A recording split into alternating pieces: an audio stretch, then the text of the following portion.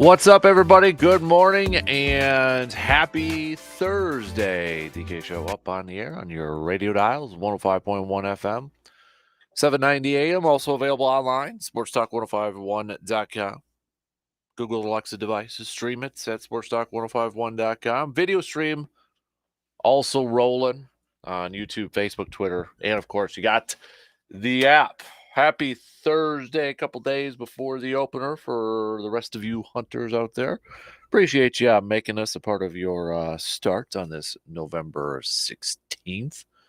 What do we got on the game plan for us this morning?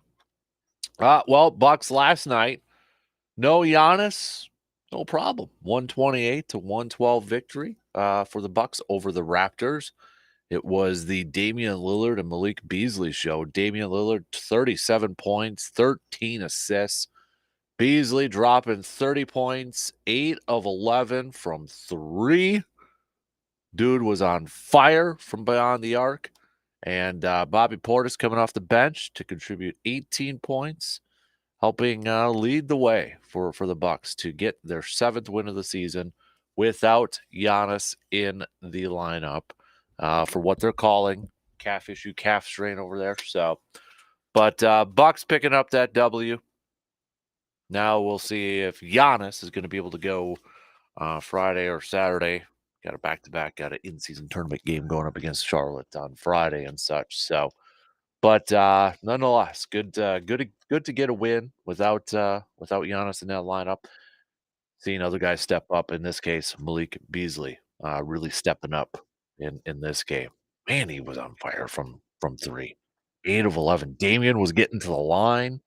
15 of 16 from the charity stripe there too. So kind of all hands on deck last night, and they got her done. So we'll talk some hoops, talk a little bit about that game, recapping it and such. You know, we've been talking about for a while now. You know, with when Damian was out, Giannis was kind of picking up the slack points-wise, but really wasn't getting any help anywhere else.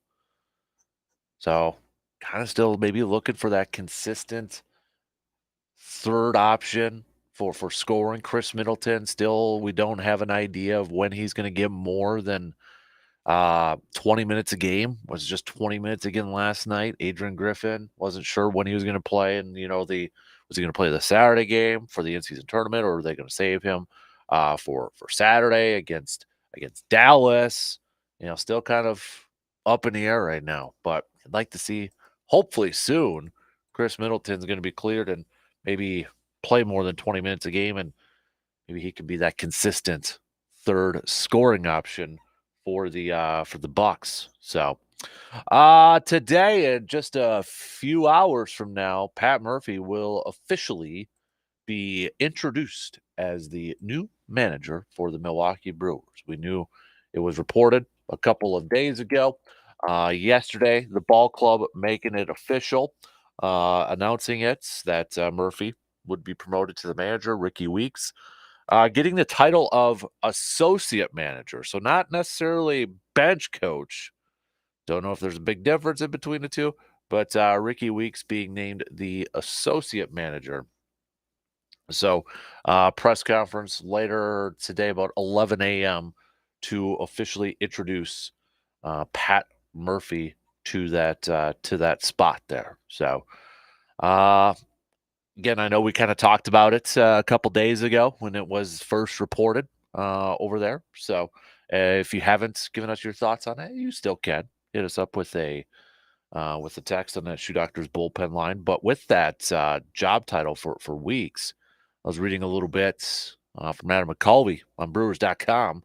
Said that one unexpected twist in Wednesday's announcement was Weeks' job title. The Brewers have had a bench coach on staff every year since 1998. But the associate manager is a new name for that individual within Milwaukee's organization. So I kind of thought that was a little bit different. Maybe we'll get some more clarity on it later today. I'm sure, I would assume, I would hope some of the media members over there would ask about that. But Matt Arnold, all he said in the release yesterday was Ricky was a hard-nosed, homegrown player for the Brewers for many years, is now a valued member of our coaching staff. We look forward to him bringing many of the attributes that he possessed as a player into the dugout in his new role. So, of Pat Murphy, by the way, Matt Arnold did say Pat Murphy brings a wealth of experience, knowledge, and passion for the game of baseball, as well as a familiarity with the Brewers organization, players, staff, and culture. Pat has been a significant contributor in the run of recent seasons of unprecedented success in franchise history. We are pleased to have Pat remain in the Brewers family and excited to name him manager.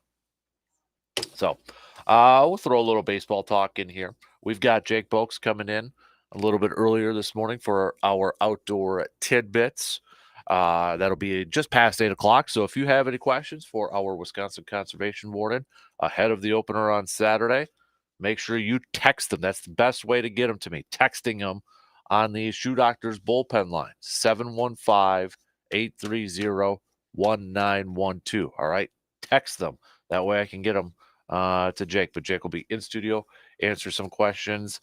And yes, we will revisit the drone thing because that has been a very popular question in the last couple of weeks, and we got a few more regarding it this week. So we'll hit that up for sure with Jake with the opener coming up here on Saturday.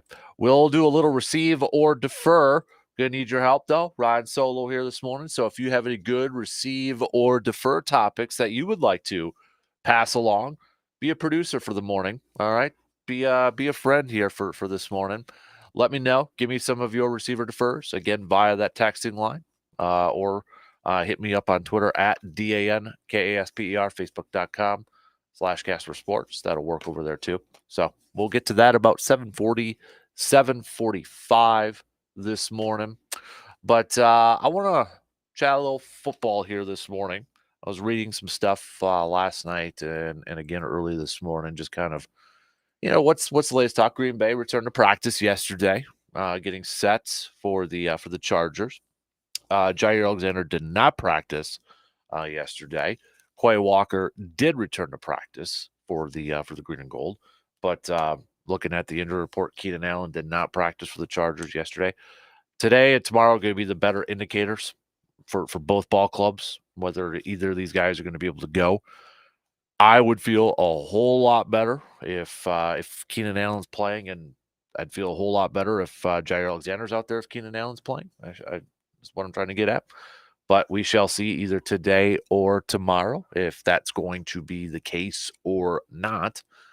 But I want to lead off this morning here with a little discussion here. So, it's no secrets, not only just for this year, but for the last couple of years here, there has been and maybe even before he got the job, or maybe right when he got the job, there's been a resentment. There's been some frustration towards Packers defensive coordinator Joe Barry for the style, for his scheme, for how he calls plays, for how the defense maybe plays overall.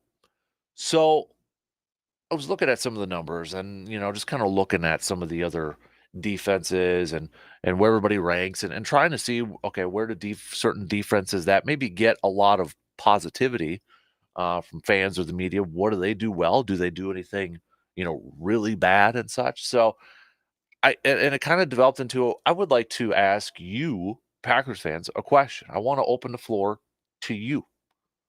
When it comes to, put your coach's cap on here. When it comes to playing defense, what is your preferred style? What is an area that you really want to focus your defense on to, like, is it turnovers? Like, that's the number one thing is turnovers. I want my defense to force turnovers and get turnovers. And there's a few examples I'm going to go through here where, if it's turnovers, we got teams up there, but then they're like towards the bottom in other categories. Whereas, you look at Green Bay's defense and it's like, okay, they're really bad here, but they're pretty good over here when you kind of look at these numbers. And I know we can't watch every single game. Maybe some of us do, but you can't watch every single game. So you obviously are a little bit more aware of Joe Barry and the style that he does, and you can see it with your eye. So you're like, well, it doesn't pass the eye test and stuff. And I understand that. But when it comes to your personal preference, where where do you fall on the style of defense? Like, do you want a defense that doesn't give up big plays? Remember, like, it was Mike Pettin when he first started off with Green Bay. I remember a line or a quote that he kind of had out there, and it was, and I'm going to butcher it, but I'll kind of paraphrase it. But one of his mindsets was really focusing on stopping the pass because it was quicker to get to Miami through the air than it is to run. I think is kind of what I think that's what he said, insinuating that he really focused on stopping the pass. And because his thinking was it's quicker to score through the air than it is on the ground. And that's kind of what you see with Green Bay right now with this style of defense too, right? But are you good with that kind of mindset if as long as maybe the players are put in position to perform that? I mean, what if you could build your defense or if you could call this defense, if you could be the defensive coordinator, what would be your style? Ultra aggressive, getting the sacks, forcing turnovers, no yards, quarterback rating. We know some defensive coordinators really look at quarterback rating as a main indicator because every coach, every defensive coordinator has certain numbers they look at or prioritize when they call a game or try to stop a team. There's certain numbers. Very rare, very, very rare do you have an overall defense that is like tops in every single defensive category. Most of them, they're very good in certain areas, probably suffer in others. So what would you be willing to give up or live with on the defensive side? Maybe that's the best way to go about it because if you look at some of the stuff, Baltimore is the closest one, probably, or at least when I was looking at some stuff, is probably the closest one to being pretty darn solid all across the board. But if you were willing, I'm going to put you in a spot here. If you were willing to sacrifice one area of your defense where, you know what, you're going to be near the bottom of the league in that area, but you're tops in this category, and you think that's going to make the difference, or you think that's going to make you a very, very good defense, what would that be? What would you be willing to sacrifice with your defense, maybe to improve a certain area? Because I was looking at some stuff, and maybe it's just the narrative out there, but there were some interesting numbers that I found with some of these defenses and some of the national narratives out there. And I know we are so hyper-focused on Green Bay, Minnesota, Chicago to an extent too, our division, right? But I'm really curious. I want to open that floor to you. I want to open that door to you. What would be if you were a defensive coordinator, what is your style? But you have to sacrifice one area. What would that part of that defense be that you would sacrifice? So for instance, really quick, I'll give you an example before we have to head to break here to give you a little bit. Explosive plays. Okay? Explosive plays. Green Bay is one of the worst in the league in terms of explosive plays in the running game, which is probably not a shocker for Packers fans, right? However, they're one of the better ones in limiting explosive plays through the air.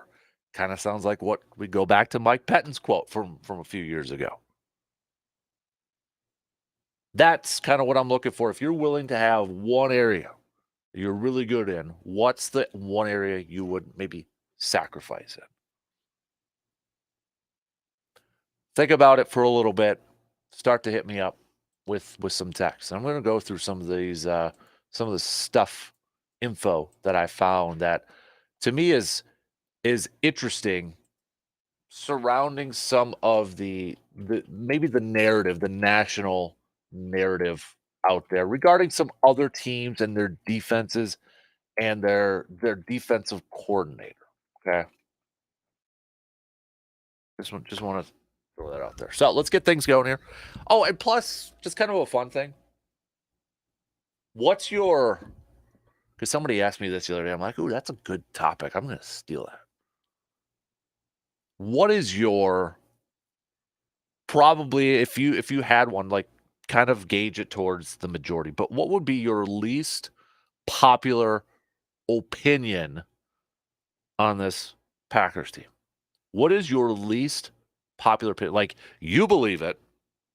It's your opinion, but you are in the minority on it. You know you are in the minority on it, but you will argue it. So I would say if you say Joe Barry's an awful defensive coordinator, you're probably not in the minority on it. Let's be real, right? You're probably not in the minority on it. So what is a opinion you have on the Packers that is probably in the minority? Your least popular opinion. I've got mine. But I want to see what the rest of you have too. So let's get things going here this morning. We'll get the leadoff going here. Don't forget to get those questions in for Jake too. Text it to me. It's the easiest way so I can get them to Jake. All right. We'll be back in just a few minutes.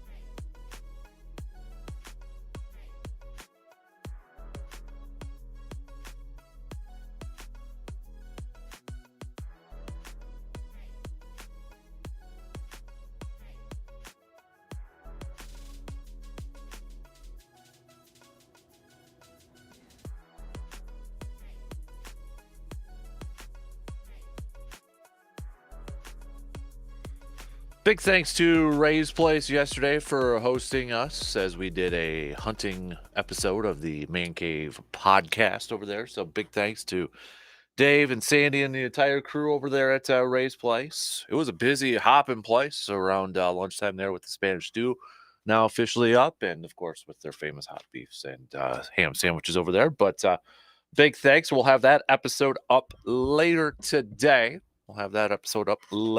So, but again, big thanks to Dave's and everybody for stopping on over too as we did the podcast over there from Ray's Place yesterday. So tomorrow we're going to be doing a podcast from Cabin Coffee right after we do the morning show. So if you're maybe heading over to camp, getting ready for deer camp and such, and you're hitting the road, but you need to grab a cup of coffee or something like that, go visit us at Cabin Coffee shortly after we get done with the morning show tomorrow. So, all right, let's get things going here this morning. Up on the leadoff, the question I posed to you all here this morning was, if you were defensive coordinator and you had a preference to what style of defense you would play, what would that be? And you'd have to give up a certain area of this defense. Like, you were really good at turnovers, but you gave up a lot of yards and maybe the worst in the league on defense. Like, you got a lot of turnovers, you got a lot of picks and all that, but you gave up a ton of yards. But you want those turnovers. We all know we want a well-balanced, complete defense. We know that. That's the goal of everybody. We know that. And that's rare for a lot of these defenses to be like tops in every single area. You got some that are pretty solid and some, like Baltimore I mentioned earlier. You look at it where they're at, and they're pretty darn solid across the board. But, some of these narratives out there, or the attention that certain teams get, you kind of look at areas, it's like, wow, they're actually not that good in that area. And for example, one of them that I'm going to throw out there is the Bengals. Okay. Last couple years, you've heard a lot about their defense. Defensive coordinator Lou got some interviews for a head coaching job. It wasn't that long ago too. Like, you started to hear from more attention from Lou saying he's got to be a coach next year. And, from the national media and such, and you started to hear a little bit more about, this Bengals defense and et cetera, et cetera, et cetera. And this might be one of the better examples out there in terms of really good in this aspect, but really bad in another area. So the Bengals are tied for the lead in the league at total takeaways. They've got 18 takeaways. Now, that's a combination of interceptions and fumbles. Okay. They're tied for the best in the league. And if you want to do like the difference, we got, with giveaways and takeaways, they're tied for first as well with actually Pittsburgh. So really good at getting the ball, getting those takeaways. But the Bengals are really, really bad at explosive plays, giving up the most explosive plays in the entire league. All right. They average more explosive plays given up per game than anybody in the league, too. They average, according to Pro Football Focus, 7.9 explosive. Like, they give up 7.9 explosive plays per game. 71 total from weeks 1 through 10. So what's an explosive play? They define it as a run for 10 or more yards or a pass play of 20 or more. The Bengals have given up 36 explosive pass plays and 33 explosive run plays. Okay. So they get a lot of turnovers. The Bengals get a lot of turnovers, but they allow a ton of explosive plays. And when you look at, yards per game that they give up, they're towards the bottom of the league, bottom third. It looks like what? 1, 2, 3, 4, 5, 6, 7, 8. Eighth right there. In fact, you talk about the Eagles defense too. The Eagles defense, again, you hear about their defense, right? They got to do something bad. What's one area? Well, they're 1, 2, 3, 4, fifth worst in total yards given up per game. But they're really good in other areas. And the reason I want to bring this up because I want to open the floor to you because definitely Joe Barry has been, and the style of defense has been something that has been grinding Packers fans' gears for not just this year, but for the last couple of years. Right? It's been an issue. It's been a frustration level for a lot of Packers fans out there. So that's why I want to open the floor to you all to say, okay, what do you want from this defense, or what is an area that you want this defense to really excel at, but maybe you were willing to give something up in? Because numbers wise, and yes, we hyper focus on Green Bay and we see it with our eyes, and for a lot of people it'll be like they don't just pass the eye test. And, hey, get it right. We probably don't get to be able to watch the 31 other defenses out there. So you look at rankings and you look at statistics and how they stack up. And it's like, hey, Green Bay, middle pack, just outside top 10 in points per game. All right, okay, points per game. They're only giving up 20.2. Right? You do yards per game, total yards per game. They're about middle of the pack again, 320.6. Hey, passing yards per game, Green Bay this year averaging inside the top 10, 187.6. But their rushing defense is atrocious. And that's where, we were going back to, I'll throw Philly in here again. Philly was one of the worst in total yards given up per game, right? On the defensive side, they're the number one rushing defense, but they're one of the worst passing defenses. There's that, good here, really bad there. But you hear great things about Philly's defense. So what would you be willing to give up? We hear Dom Capers. I remember Dom Capers talking about one of the areas because defensive coordinators, they've got their certain numbers, their certain areas that they look at. Like, again, of course, every defensive coordinator wants to be well-rounded. They want to be the number one pass defense. They want to be the number one run defense. They want to be number one in scoring, turnovers, all that. It's very rare for that to happen. But I remember Dom Capers was one of those coordinators who really looked at quarterback ratings, opposing quarterback ratings. And that was something that, that was one of his main areas that he looked at. And if we look at that right now, I mean, the Jets have been a team that has been getting a lot of credit and a lot of hype for slowing down or stopping or limiting good quarterbacks. Really good I mean, there was just a graphic. Was that this past Sunday night with the Jets defense and going up against quarterbacks? And the numbers that they put up there, and the Jets are one of the best in terms of opposing quarterback ratings. They're fourth. They're not the best, but they're fourth. Number one team, again, Baltimore. Baltimore and Cleveland are probably two of the closest teams in terms of a really solid defense in a lot of different areas here. And Green Bay is about middle of the pack, 85.7. But again, you look at Philadelphia is one of the worst, 99.4. The worst team is Denver, 102.1. So, Dom Capers was one of those defensive coordinators that looked at quarterback rating. And you could be like, okay, if he was limiting, quarterback ratings, he probably really struggled in certain areas too. And that's the case for a lot of these ones. So what would you be willing to?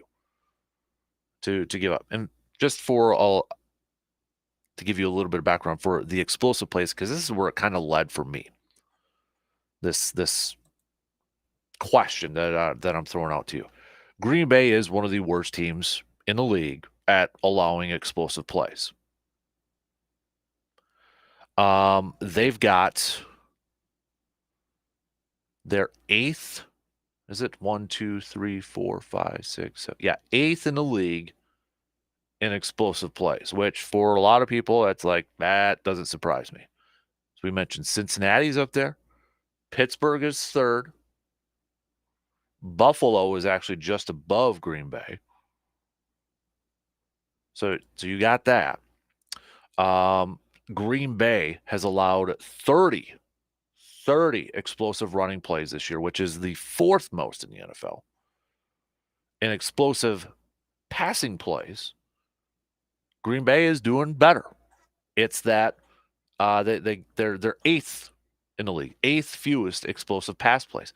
Kind of falls under that Mike Pettin formula. And again, anybody who's watched a Packers defense this year was probably going, well, that makes complete sense, because that's the style of defense that Joe Barry is playing.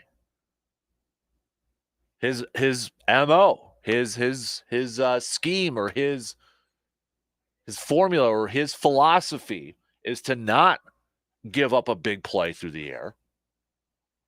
It's to force an offense to have those, to force them to try to string along long drives, getting into third and long situations.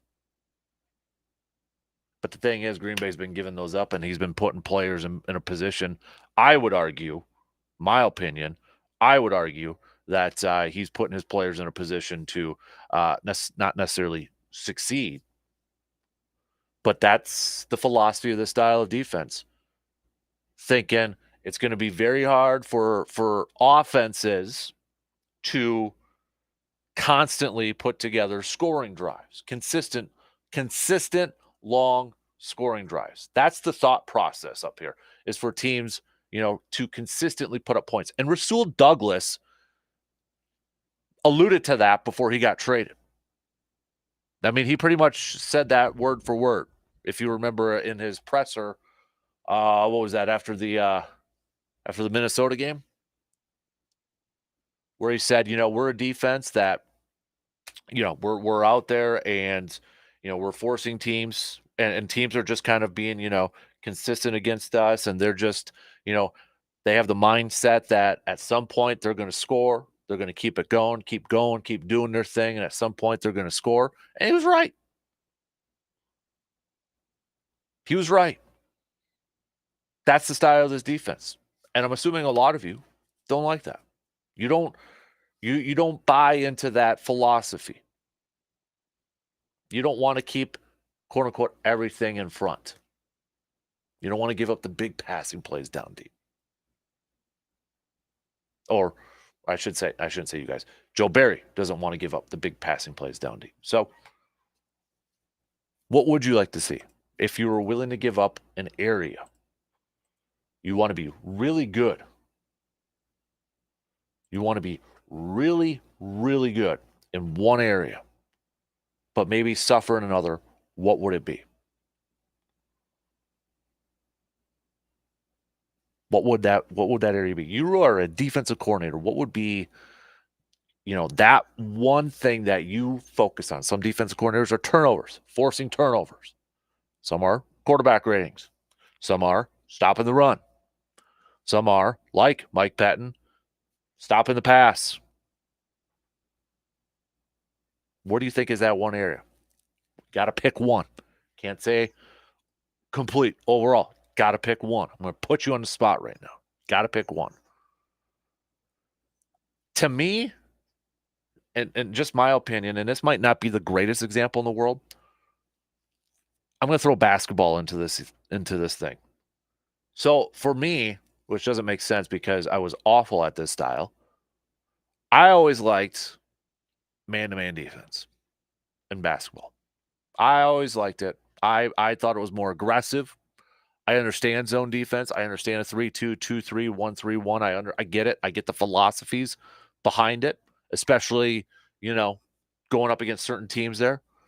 But I liked the aggressiveness of a man-to-man at certain points. I like that. And I feel like right now, Green Bay style of defense, shell defense, all that. It's a zone. We know it's a zone, but I'm kind of using a basketball analogy here too, where it's a zone where they're keeping everything front like basketball. It's a zone. You're switching and all that sort of stuff, and you're trying to force a team to use a lot of the shot clock and such. Whereas if you're man, hey, there might be if you screw up on a man defense, you expose yourself to some quick points right away, and that's kind of the same in the NFL and NFL defenses. So I guess I'm more of the aggressive type. I expose myself for a bigger play. I expose myself for a big gain for explosive plays. Just my sense. I'm a risk taker, I guess, in this sense. So I probably would prefer a defense that was a little bit more aggressive, probably, willing to stack the box here a little bit more, putting my corners on an island, getting home. We know, like Brian Flores, right? Minnesota was a couple weeks ago. We were going over the blitz rates, the pressure rates, and it was just incredibly high. That's his philosophy. I want a defense that's built up in the trenches, stops the run. That to me is like I want to be a defense that is tops and stopping the run up front, defensive lineman, edge rusher slash defensive ends. Sorry, Matt LaFleur. But building that up, stopping the run, and having my corners be a little bit more aggressive on the boundaries. That'll expose me to some explosive plays. I get it. I understand it. It will. It'll happen. But if I'm able to maybe get those turnovers, give my ball back to the offense, maybe give them the ball in good starting field position. I'm an aggressive mindset, I guess. That's just my opinion.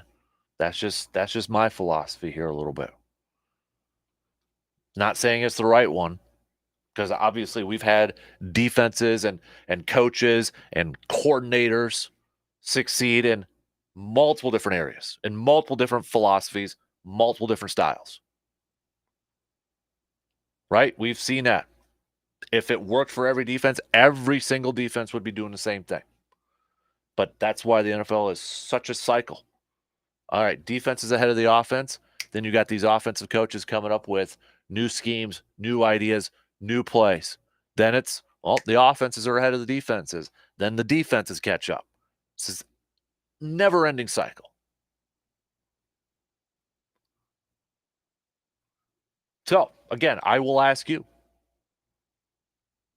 what would you be willing to give up to be very good in one aspect of your defense? When you look at it, is it, you know what? I don't want to give up big plays. I want to keep everything in front. Kind of like what Green Bay's doing now. Well, I guess they're still. I guess if you break it down in the rushing one, they're not good at rushing, but they're good in the passing explosive plays. I'd almost kind of want to flip flop that a little bit more, to be honest with you. Maybe I'm old school. I want that pressure up front. That's why when you look at Philly and you talk about their they've loaded up on defensive linemen over the years, collapsing that pocket.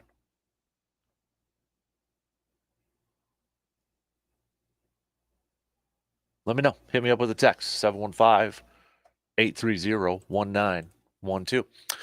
Take a quick break. We'll be back in a few minutes to close up the first hour already. Oh, man, going by fast.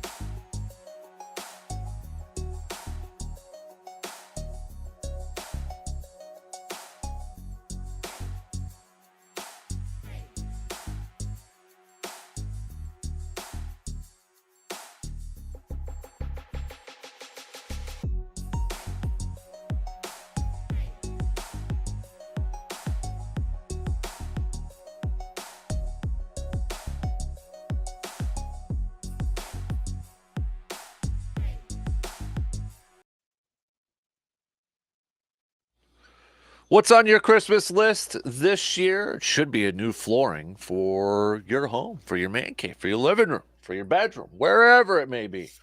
We've got a new one on our Christmas list. We want to get the kitchen done here in the next couple of years or so. But if it's think about it for a little bit, you probably have that home or you have that room in your home, maybe your office too, that could use an update in your flooring game. Well, head to Wisconsin's premier flooring center, Carpet City Flooring Center, Wisconsin's premier flooring store, Carpet City Flooring Center. They will help you find that perfect floor that works within your budget, looks fantastic in your space. You have no idea if you've never gotten a new floor in a while, or maybe you've never upgraded your floor before. Maybe you've been in your home and you're just like, I've never gotten a new carpet. I've never gotten a new, luxury tile or anything like that. Guys, it makes a huge difference.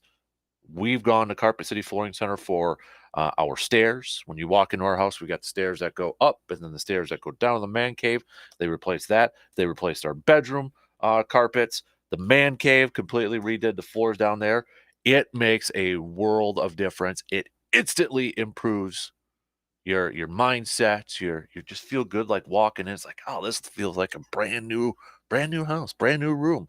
So it's time to upgrade some of that flooring. Add it to your Christmas list. Tell your wife, tell your husband, tell your mom and dad, your third cousin, if they're looking, if you're, doing a Christmas exchange with the family or something like that, say, I want some new floor from Carpet City Flooring Center in Eau Claire. All right, just go stop on by and visit that awesome staff, the awesome team over there at Carpet City Flooring Center, and they will help you out.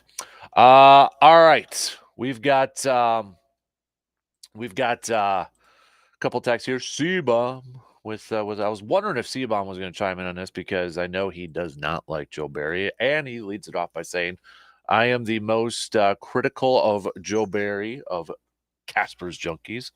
I want the best scoring defense. Joe Barry is leading a defense that is giving the team a chance to win. 11th scoring defense, giving up 20.2 points per game. He is actually doing okay. Not great, but okay. I hate the scheme.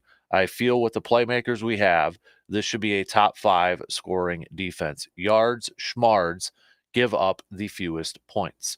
We got this is from John. Awesome topic here. Good conversation flowing here. If I had to pick, I would want the defense to be number 1 in stopping the run if it meant giving up a few more yards in the pass. I know that's not the style of defense in the NFL right now. Maybe I'm a little old school like yourself, but I would rather stop the run. And the thing is, too, for me, for stopping the run, I want to stop the run with like you're 4 or 5 up at the line of scrimmage. You're not loading it up with like a goal line situation with 8. I feel like the good defenses can stop the run with your 4 or 5 up there, just clogging those lanes. Those defensive linemen are just taking it to the offensive line. They're winning their battles, their one-on-one battles, and they're clogging that up. That's what I want to see. Because if you could do that, if you could stop the run without loading up the box all the time, then you could focus a little bit more on, slowing down the passing game. If you can consistently collapse the pocket or consistently stop the run with your defensive lineman up there, that in turn is going to help your pass defense. May not be the best, may not still be 1 in all categories, but it's going to help you out significantly. And you can do a little bit more on your defense. You don't have to have like Green Bay in certain situations where how they're lined up and such, it can do so much more. I believe, in my opinion, if you have a stud up front, old school stud up front. That's why I've been saying it for the last couple of years. I don't care if Green Bay continues to like stack defensive linemen and picking those guys up because it's what Philly does. It seems like every year Philly's coming away with a number 1 defensive lineman. I want my guys winning in the trenches. I want my guys winning up front. That's where it still starts.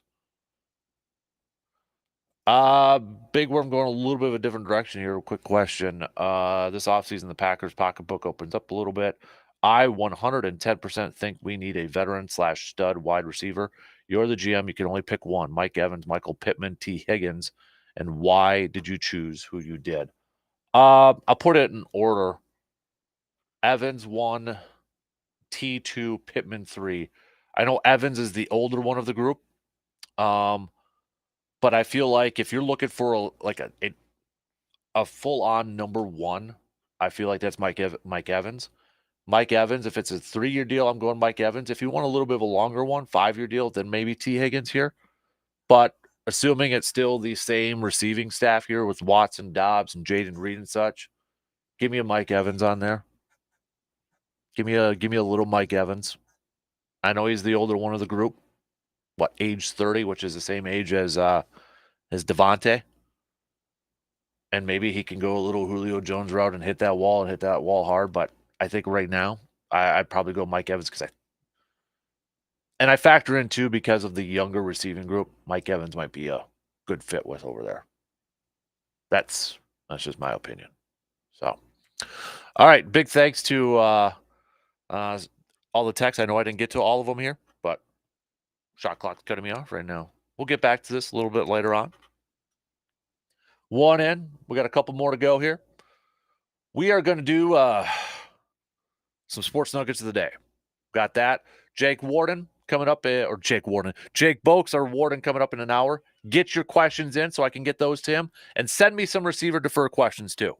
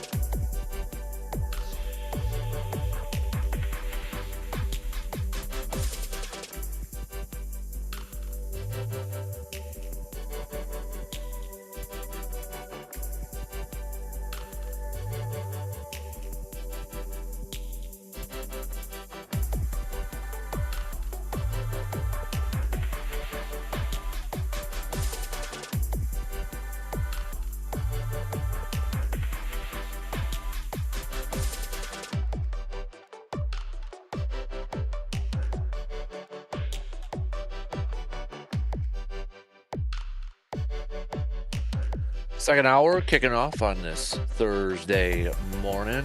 Big thanks for tuning in wherever, however you may be tuning in from. Coming up, we'll talk a little hoops. Bucks picking up the win last night. No Giannis, no problem for the Bucks as Damian Lillard and Malik Beasley on fire from the offensive side last night and helping the Bucks get that W against the Raptors.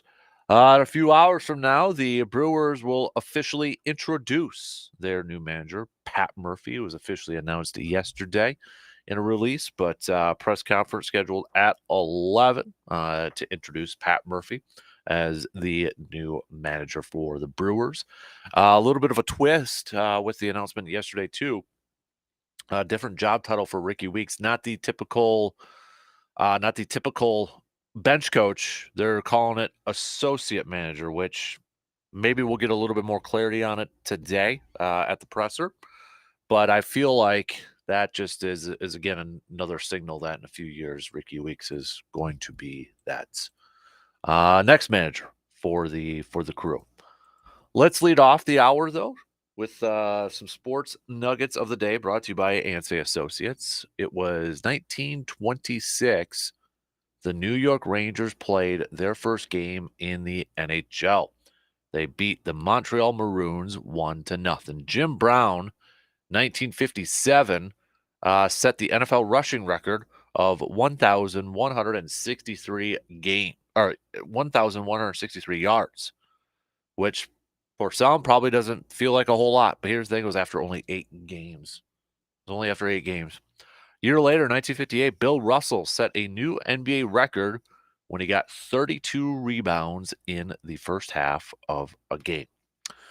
Let's go 1982. It was announced that the NFL and its players had a tentative agreement to end their 57-day strike.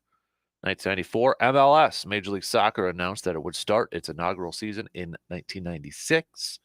And Roger Clemens became the first pitcher in 1998 to win 5 Cy Young Awards. Those are just some of your sports nuggets of the day. Again, brought to you by Ansay Associates. Speaking of the Cy Young, you had Blake Snell and Garrett Cole grabbing the Cy Young Awards last night. So Blake Snell getting one in the National League and the American League, joining a short list that did include like Roy Halladay and such. So, there you got the award season kind of coming up here. I know Craig Counsell the other day did not win Manager of the Year. Don't know if anybody noticed that or not. Maybe kind of flew under the radar a little bit, but Craig Counsell did not win Manager of the Year like I think a lot of us assumed that he was going to. It was Skip Schumacher, the Marlins manager, who was named the NL Manager of the Year. Counsell finished second again with Manager of the Year. So there you have it. Right there, you have it. So another question I threw out in the first half, just kind of changing it up here a little bit. I'd asked, do you have a very unpopular opinion when it comes to? I originally said Green Bay, but you know what? I'll expand it. I'll expand it to any sports team that you want. We got a couple of Packer ones that I'll get to here in a second. But if you have an unpopular opinion, but it's an opinion you believe, it's something that you will pound the table for. You know, it's like that meme. Anybody out there that meme where it's got the guy sitting at a table and it says, "Convince me, tell me I'm wrong." Right? Tell me I'm wrong that blah, blah, blah, blah, blah, fill in the blank. Do you have a very unpopular opinion right now? Packers, Brewers, Bucks, Badgers. Somebody asked me that the other day. And it's like, oh, that's a good one. I might have to steal that one. So I'm stealing that question. Shout out Dave if you're listening right now. But give it to me. Let me know. Hit me up with that text. I've got one. I might save it here a little bit before we get to receiver defer. But hey, maybe we were talking about defense in the first hour. Maybe you are like, hey, I think Joe Barry's doing a good job. Maybe that's one of yours. Tell me about it. Nothing wrong with that. You're probably in the minority. But that's the point of this. What's an unpopular opinion that you have? Share it with the class, okay? Share it with the class. There's no right or wrong answer. There's no stupid answer, as all of our teachers would always say, right? So send those babies on over. I want to see some good ones, okay? I'm throwing it out to you. This is your chance. This is your chance right now. Can kind of make this a segment. Give me your unpopular opinion right now. But you're banging the table for it. You're banging the table for it. All right. I might have to make that a podcast. I'm going to write that down, actually. I kind of like that as a podcast segment. All right. Let's talk some hoops. Let's talk some hoops here. Bucks picking up that W last night against the Toronto Raptors. Giannis did not play in the game due to calf strain. So he sat out, but Damian Lillard stepping up. Not only Damian Lillard, it was Malik Beasley. Beasley, 30 points in the game last night. Made 8 3-pointers. 24 of that 30 came from down deep. 8 of 11 from 3. 30 points. Dame, 37, 13 dimes, assists. 15. He got to the line too, man. 15 of 16 from the charity stripe. The Bucks overall got to the line 21 times, and 16 of those came from Dame. He was aggressive getting after the hoop there. So Bucks picking up that 128 to 112 victory. Even the rookie getting a start yesterday, Andre Jackson Jr. getting a start at guard. Campaign came off the bench there. With Giannis out, they went with a little bit of a smaller lineup. Middleton playing essentially the 4. Brook was playing the 5. So they went with a little bit of a smaller lineup with no Giannis in there, going with Dame, Beasley, and Andre Jackson Jr. So, but you know what? It worked. Bucks jumped out to a 15-point lead after the first. After the first half, it was kind of, you hate to say it, but it was kind of over with a little bit. I mean, Bucks put up 70 points to 47, 70 to 47 at the half.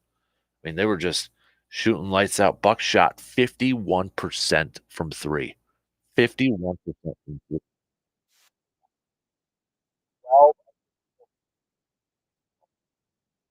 And Damian. Portis added a couple. Campaign added a couple more too. So Bucks overall shot 51.8% from the field. 51.8% from the field. So, I mean, they've already played the Raptors a couple times so far this year. Next up for the Bucks, the 7-4 Milwaukee Bucks. They've got a game against the Charlotte Hornets on Friday as part of their in-season tournament. I know it's really early, but is anybody really paying attention to the in-season tournament right now for the NBA? I know when it was first announced, we talked about it, and everybody was kind of like, "Yeah, I'm willing to see how it goes, willing to see what it's all about." Kudos maybe a little bit to the NBA for trying this, but I'll be honest with you, I don't care right now at this point. Maybe when it gets closer to them deciding who the champion's going to be, then maybe it is. But right now, when they say, "Hey, it's a play tournament," I'm like, okay, whatever, fancy courts and all that, cool. Now it might mean more to the team itself and the players because a little cash, a little trophy, and all that sort of stuff. But as a fan right now, I honestly don't care that much. I really don't care that much for the in-season tournament games. Maybe that changes as the season progresses and gets close to that. Again, gets close to deciding who the champ is. But right now, I, that's not necessarily making me really want to tune into these games because in-season tournament game, got to definitely watch that. And I think it's more geared towards making sure these guys play, right? Making sure that they're all playing in that. But it was still undecided. We don't know if Middleton's going to be playing in that game because it is another back-to-back. They've got the Dallas Mavericks coming up after that. So right now, still the plan is that Middleton's going to be sitting out in these back-to-back games as they're still doing a little bit of that load management on his knee. Still only 20 minutes in the game yesterday. I don't know what that timeline is going to be where they start to increase it. Maybe it's after Christmas. Maybe, it's a little bit closer to the postseason, but they're being very cautious with it right now. And I know Adrian Griffin said after the game yesterday that the team hasn't decided yet if Middleton will play against Charlotte or against Dallas. But that's something I don't know what they've been kind of a little bit of coy on a timeline like this, but you hope it's not something. I personally hope it's not something when it comes to Middleton with this knee thing, that it's not something that's like all season long where it's just like hit 20 minutes, done for all 82 games in the regular season. Because I'd like for that to at some point get a little bit more, maybe get into 30 minutes. And then when it gets to a postseason, when you get to the postseason, if you're in a tight game and Middleton's playing well, but he hits that 20-minute mark, you don't want to have to pull him because he's hit that 20-minute mark, right? You don't want to get into a situation like that when it gets to the postseason. So, but we'll see how it all plays out. Maybe Christmas. Christmas is kind of that time frame that a lot of people kind of look as like maybe when they start to pay a little bit more attention to hoops too. That Christmas Day game slate, NFL, you get into the postseason and such, February Super Bowl, then it's like, all right, that's a little bit more attention to the hoops. And it's still early for a lot of people. I mean, what Bucks 11 games into the season right now. So bought had a good game last night. Boston versus Philly too. Boston picked up that win, which moved them into first place in the Eastern Conference, 9-2. They're on a 4-game winning streak right now, but Miami sitting on a 6-game winning streak. Not to look too far ahead.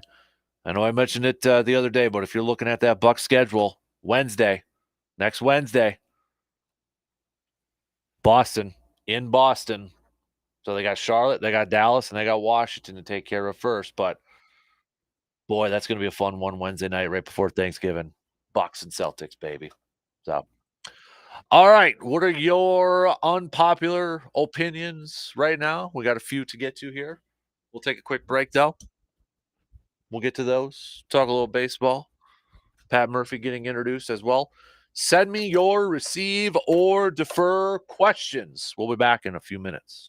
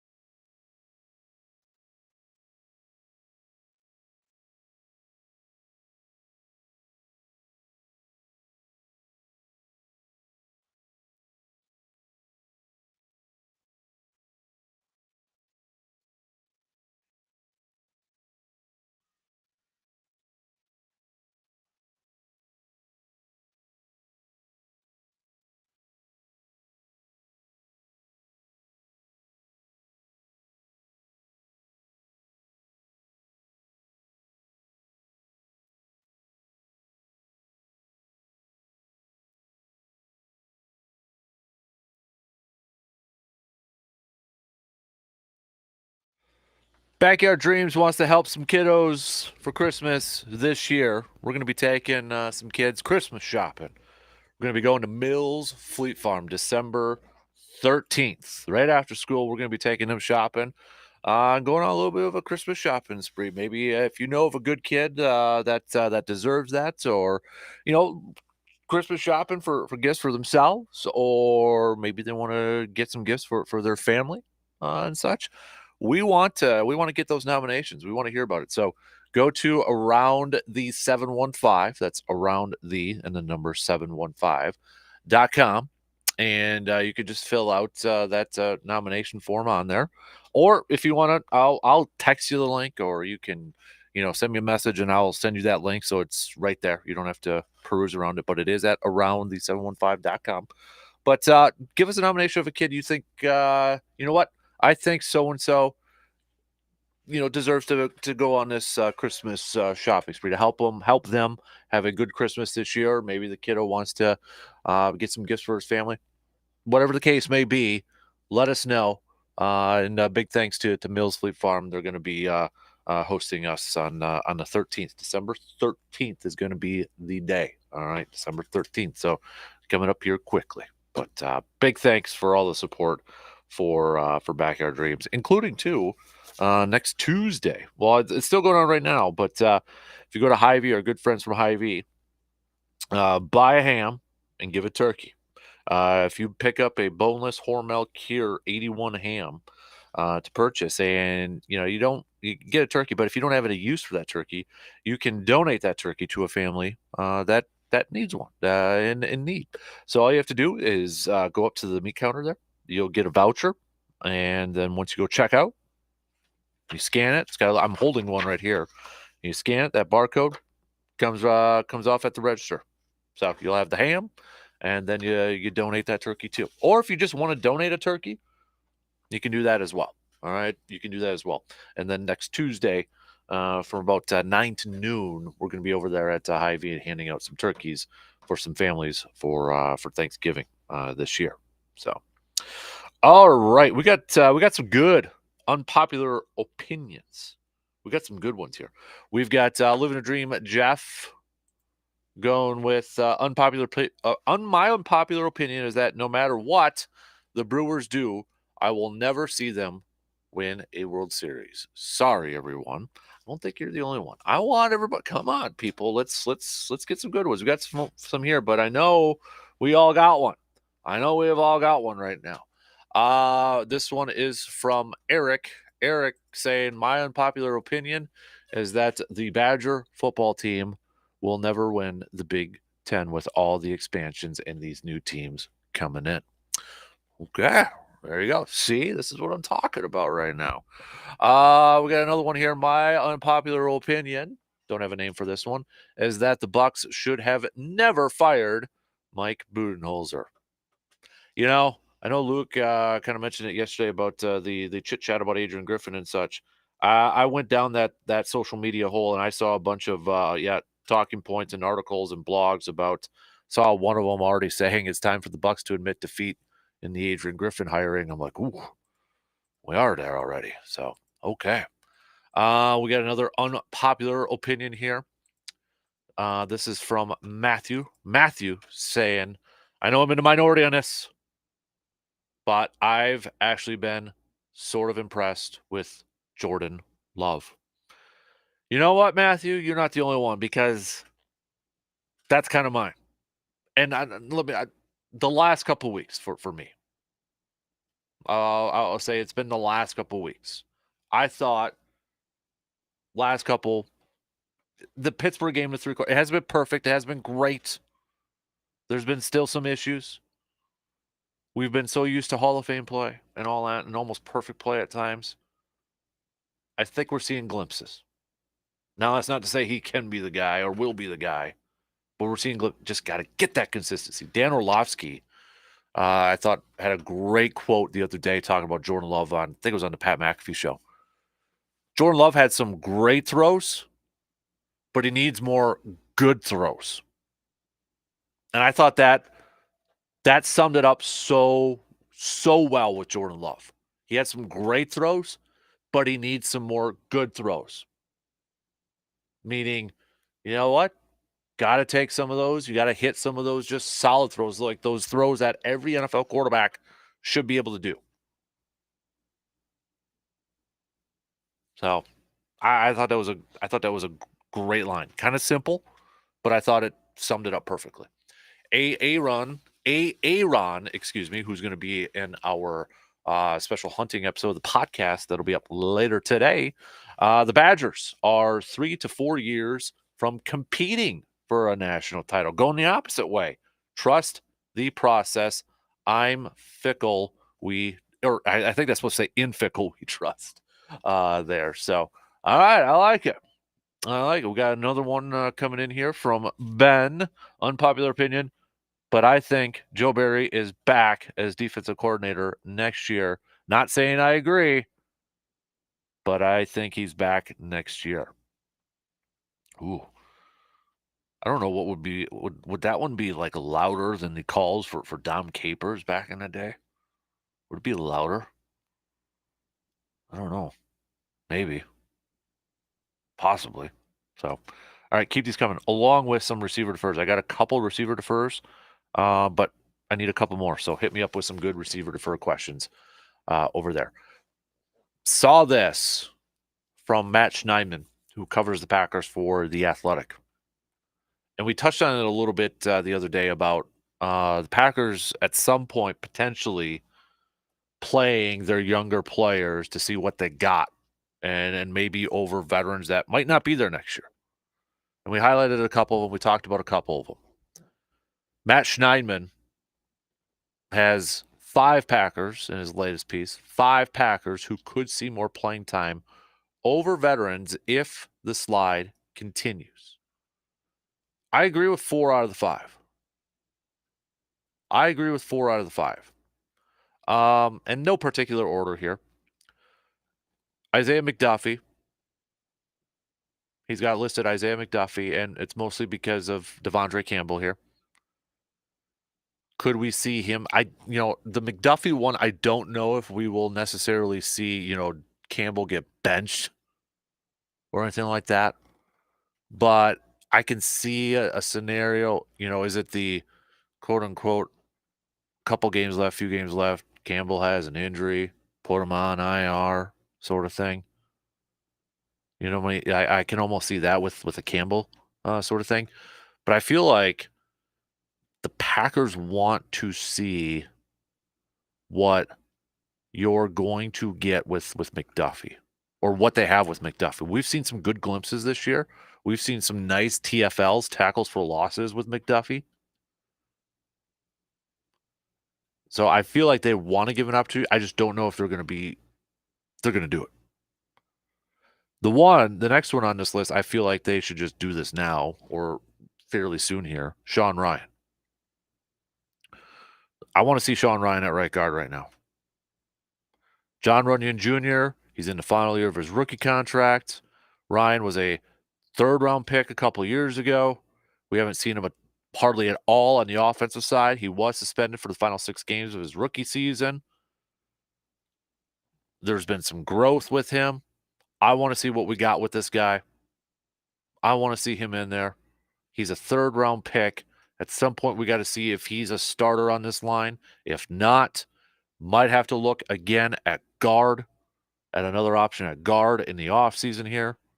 But Sean Ryan is probably number 1 on my list. If I were to put these in order of what I want to see, it's probably Sean Ryan right now. The next one. This is the one I don't necessarily agree with. Emmanuel Wilson. I feel like I'd have to look at the snap counts, but I feel like we've been seeing a little bit more Emmanuel Wilson these last couple weeks. Not a ton, but a little bit more. But I don't necessarily think we're going to see more snaps for him, or should he get more snaps than Jones or Dillon. I feel like, if anything, maybe more snaps for Dillon at this point, just to see, okay, do we want to bring him back? Is he worth another contract? He's entering a contract year. I want Aaron Jones back. I just don't think they can afford it. I don't think they want to put that price tag out there. As a fan, I want the guy back. I want him to retire as a Packer. Can they keep him on with that price tag? Yeah, they sure can. They can fit it under the cap. I don't know if they will. I don't know if they will. But we'll see. I don't think we're going to see more snaps for Emmanuel. And I don't think he's a back that can be a number one, like your go-to or even a part of a do. And maybe it's just simply because we haven't seen enough. I know he was a preseason darling because of, big play was an 80-yard rushing touchdown. But Lucas Van Ness, yes. The difficult part in this is that Preston Smith has actually been having a solid month, month and a half or so. So the reps might be limited in that aspect, but yes, Lucas Van Ness getting more snaps over there. And then the other one I touched on too the other day is Anthony Johnson, the safety. Rudy Ford returned to practice yesterday. Darnell Savage Jr. is not coming back next year. He's not coming back. They're not going to sign him. They're not going to bring him back. Jonathan Owens is going to be a free agent too. I don't know what the plan is going to be there. Rudy Ford is going to be a free agent too. I mean, right now you're looking at a very, very, very, very thin depth chart at the safety spot. So I would imagine there's probably a good chance at least a couple, 1, 2 of those guys are not going to be back next year. See what you got with Anthony Johnson Jr. See what you got with this kid. I really liked him in the draft process. I thought he was I mocked him to the Packers in my mock. I think it was the 6th round. They got him in the 7th. Converted corner, going to safety, showed the physicality, showed some coverage skills. I want to see what they got with this kid, and I want to see more opportunity with him. Sean Ryan and Anthony Johnson Jr. are probably my top 2 that I would like to see more snaps from. Just see what you got with those guys. I want to see that. Before we take the quick break for a receive or defer, we've got a few more unpopular opinions. Unpopular opinion, I think Pat Murphy is going to lead the Brewers to multiple playoff appearances. No name on that text, but that's okay. I like the optimism. Pat Murphy going to be introduced at a press conference in a few hours, 11 a.m., as the new manager for the Brewers today. Finally officially announced by the Brewers yesterday in a release. Also announced that Ricky Weeks would be the associate manager, not bench coach title, associate manager title. Maybe get a little bit more clarity on that later on today. Some more unpopular opinions over there. Austin says Matt LaFleur is a terrible head coach and should be fired and moved to the offensive coordinator. Well, he won't be offensive coordinator. He won't be fired as head coach and moved to the offensive coordinator for Green Bay. He'd be on a different team or for the next year. We got a couple more here. Benjamin on the texting line is saying unpopular opinion. My unpopular opinion is that okay, it might be a little bit of a talk to text here. My unpopular opinion is I think Badger football will win the Big Ten championship next year. Okay. I think I got that deciphered through. Let me know. Let me know. Let's go with another unpopular opinion here from Jordan. Jordan says, my unpopular opinion, I know I might be the only one in this one, but I think Packers fans are being way too hard on Joe Barry this year. Look at the offense and the amount of time that they've forced that defense on the field. It hasn't been the Packers. Let me start it over. The Packers' failures this season has not solely been on Joe Barry. And I think way too many Packers fans are just quick to blame the defensive coordinator at times. Okay. Keep these coming, baby. Keep them coming, all right? We're going to take a quick break. Last call, too. If you want a question for Jake or DNR Warren, he's going to be up in studio here just past 8 o'clock for an extended version of our outdoor tidbits because the opener's on Saturday. All right. So text us. Text it to the Shoe Doctor's bullpen line. That's how I'm going to get it quick. All right. 715-830-1912. Got to text them now. We'll take a quick break. Little receiver defer. Also, last call for receiver defer questions if you got any. Help a guy out. We'll be back in just a few minutes.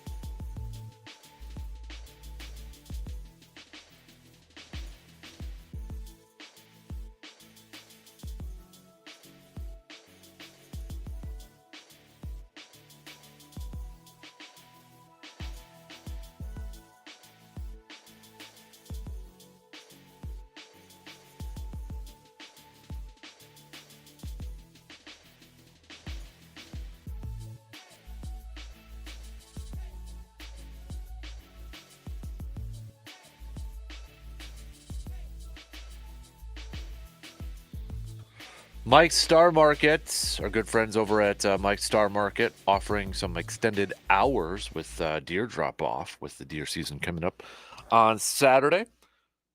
Head to their Facebook page to see some of the details and some of the pricing on some venison processing and stuff and all the different services they offer. But just a quick note on some of the hours: Saturday 9 a.m. to 6 p.m., Sunday 1 to 4, and then Monday 9 to 6, Monday through Wednesday 9 to 6, closed for Thanksgiving. Back open Friday 9 to 6, next Friday 9 to 6, and then next Saturday not this Saturday, the next Saturday, 9 to 3 over there. So, but you can get all the info. Again, Mike Star Market, follow him on Facebook for the latest updates, some info on processing and quartering and all that stuff.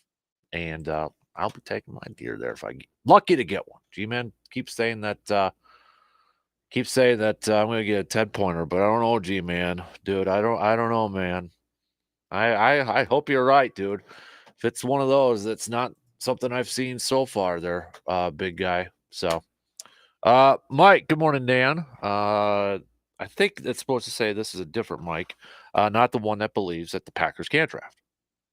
I believe the Packers do an amazing job at drafting, especially in the later rounds, like David Bakhtiari, Aaron Jones. I can go on. The Packers are a draft building team. We drafted or traded for maybe three legendary Packers: Reggie White, Charles Woodson, Brett Favre. Other than that, most of our players came through the draft. I think we get good value. As for Christian Watson, I remember both James Jones and Devontae Adams having stone hands in the first couple of years. If playing wide receiver in the National Football League was easy, we would all do it. Let's give this kid some time. Hopefully, he will catch on. I know we mentioned the Devontae Adams thing the other day, and I know Christian Watson's dad on Twitter posted up Devontae's first 2 years and such.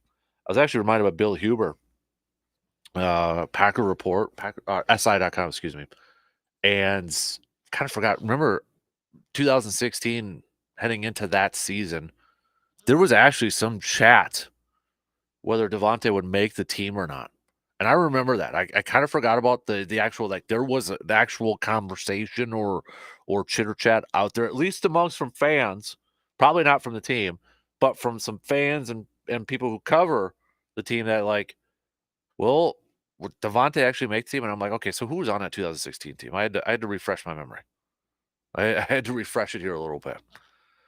It was Jordy Nelson coming back from knee injury. And I think part of it too was maybe that offseason that a lot of people wanted James Jones back and maybe not Devontae.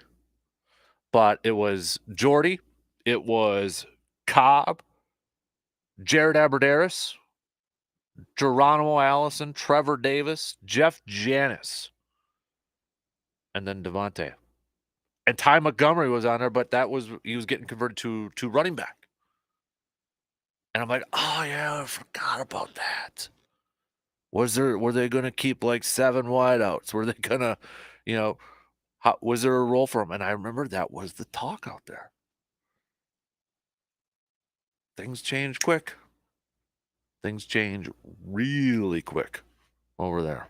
So, yeah, I'm definitely not off the Christian Watson. What do you want, if you want to call it a wagon or whatever. I want to give him a couple more years here.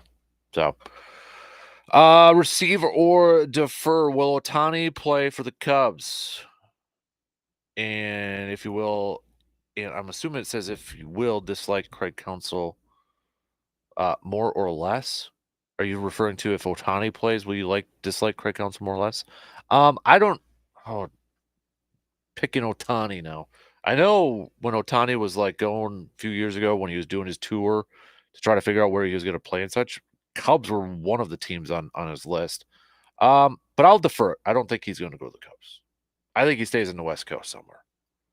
I think he's going to stay on the West Coast. So I'll defer that one. Receive or defer. The Bucks will win 60 games this year. This comes from Matt. Defer. even before the season started, I had it around 55, 56. So no, they're with their record 7-4 right now.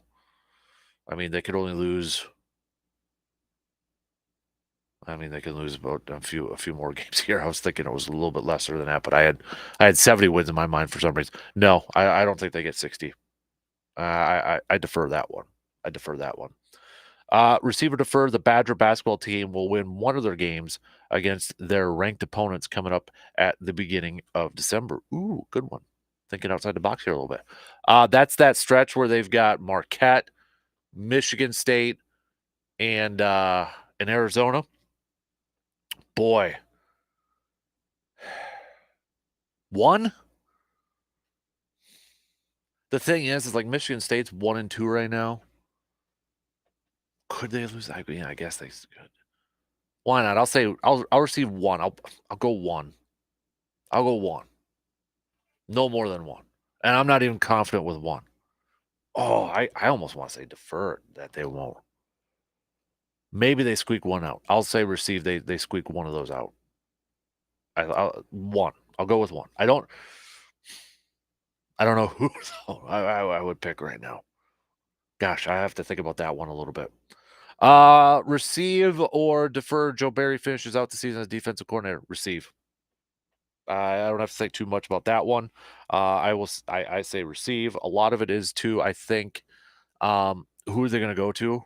I mean, they can give somebody play calling duties and that, but they don't like if Jerry Gray was still on this roster, then I could say there's a natural progression there. You can, give it over to that guy. Like Buffalo, they fired Ken Dorsey, their offensive coordinator. Who's overtaken? Joe Brady. Joe Brady, if you remember, LSU offensive coordinator under Joe Burrow, and then he goes to Carolina to become the offensive coordinator. He was like the next young hot coaching guy. Like he was getting interviews, I think, even when he was in college as an NFL head coach, and then flamed out in Carolina. So, but at least he has a little bit of experience there. It was kind of a natural, like, okay, we're moving from one play caller to a guy who's called plays before. So I feel like there isn't that guy on this roster. So I feel like no, it's not going to happen this year. That's a defer on my part. That's a defer. So receive or defer. Jordan Love will finish the season with more touchdown passes than interceptions. I'll receive that. Yeah, I'll receive that. What is he at? 14-10 right now? 14 touchdowns and 10 picks. Let me bring it up here really quick. Where's he at? Oh, that's his career. I don't want career. Yeah, 14-10. Yeah, I'll receive that. He's gonna have he's gonna have more touchdown passes than picks this year. I'll go with that. I'm riding with that. So receive or defer. Christian Watson will score 2 touchdowns this weekend after hearing all the questions about him. That's from Chris. Wasn't it just the 1 year, 1 year anniversary of when Watson exploded against the Cowboys? Thought I saw that the other day. 3 touchdowns. I mean, you're going up against the Chargers defense that has struggled this year. Could it happen? Yes. Will it happen? I'll say no. So I'll defer it. I don't think he'll have 2 touchdowns against the Chargers. I'll go with the odds there, and I'll just say I don't think he's got 2 of them in him. So defer that one. Receive or defer. Receive or defer. We got a couple more here. Receive or defer. Pat Murphy will lead the Brewers to 85 wins this upcoming season or next season. Boy, that's so tough considering I don't know. We don't know what the plan is for this front office, for this roster yet. Are they going to start to sell some pieces? Are they going to, still try to compete? Are they going to go through a rebuild? Or are they not going to go through a rebuild? I'll defer it. 85. Boy. If you would have said maybe 80, or like if you would have put the line at like 79.5, I might have gone slightly over. And that's, again, based purely off of I don't know what's going to happen. If I had to wager a guess, and it's a complete guess, I feel like they would start the season off with Burnsy still on the roster and a lot of those guys still on the roster, and then they see how it goes. But no, 85. If the line's at 85, I say no. I'll say no. But I wouldn't be surprised if it's like low 80s, somewhere around there. Receive or defer, Ricky Weeks will be the manager in the next 3 years. So Pat Murphy's going to be 65 when the season begins because he's 64 right now. 3 years, I mean, he's 68 now. And I know he had some health issues, heart attack, but it sounds like 3 years. I'll defer. I'll say 4. I'll say 4 over there. I'll go with that. I think in 4 years he will be. That's where I'll have that line. So, one more receiver defer coming up here. Then we got a couple more unpopular opinions to get to here before the top of the hour. One more receive or defer. Receive or defer. The Badgers actually get a win and beat Nebraska. Boy, you know what? I'll say yes. I know Fickle mentioned that hopefully this is the lowest of lows, or hopefully they've hit bottom here and that's the bottom or something like that. Let's hope it is, and let's hope they use that as motivation to take out some of the frustration on Nebraska and then Minnesota next week for the Axe game. But maybe I'm an idiot, but I'll pick Wisconsin to beat Nebraska. But gosh, where's your confidence level in that thing? Okay, this might be a question for tomorrow. You got more confidence in the Packers beating the Chargers and that defense, that porous Chargers defense, but an offense that can light up the scoreboard? Or do you have more confidence in the Badgers beating Nebraska at home? Badgers just lost the last 2 weeks against Indiana and Northwestern. Who do you have more confidence in right now? Maybe we might hit that one up tomorrow. So, all right, a couple more unpopular opinions to get to here before, again, the top of the hour. Big thanks, though, for everybody who sent over your receive or defer questions. Appreciate that. Appreciate the help this morning. Unpopular opinion. I feel like Luke Fickell will be gone in 3 years as head coach for the Badger football team. I think he will be taking a job elsewhere. We've got another one here. Unpopular opinion. I feel like the Bucks will be somewhere between a 5 and 8 seed when the postseason begins. I'm not buying the Adrian Griffin era quite yet. All right. Keep those coming. Shot clock's going to cut me off here in a few seconds. We're going to have Jake on for our outdoor tidbits to chat some hunting, answering your questions for the opener coming up on Saturday. So you can text those on over right now, 715-830-1912 on that Shoe Doctors bullpen line. Quick news break, some news updates, and then we'll kick it off with Jake after these few words.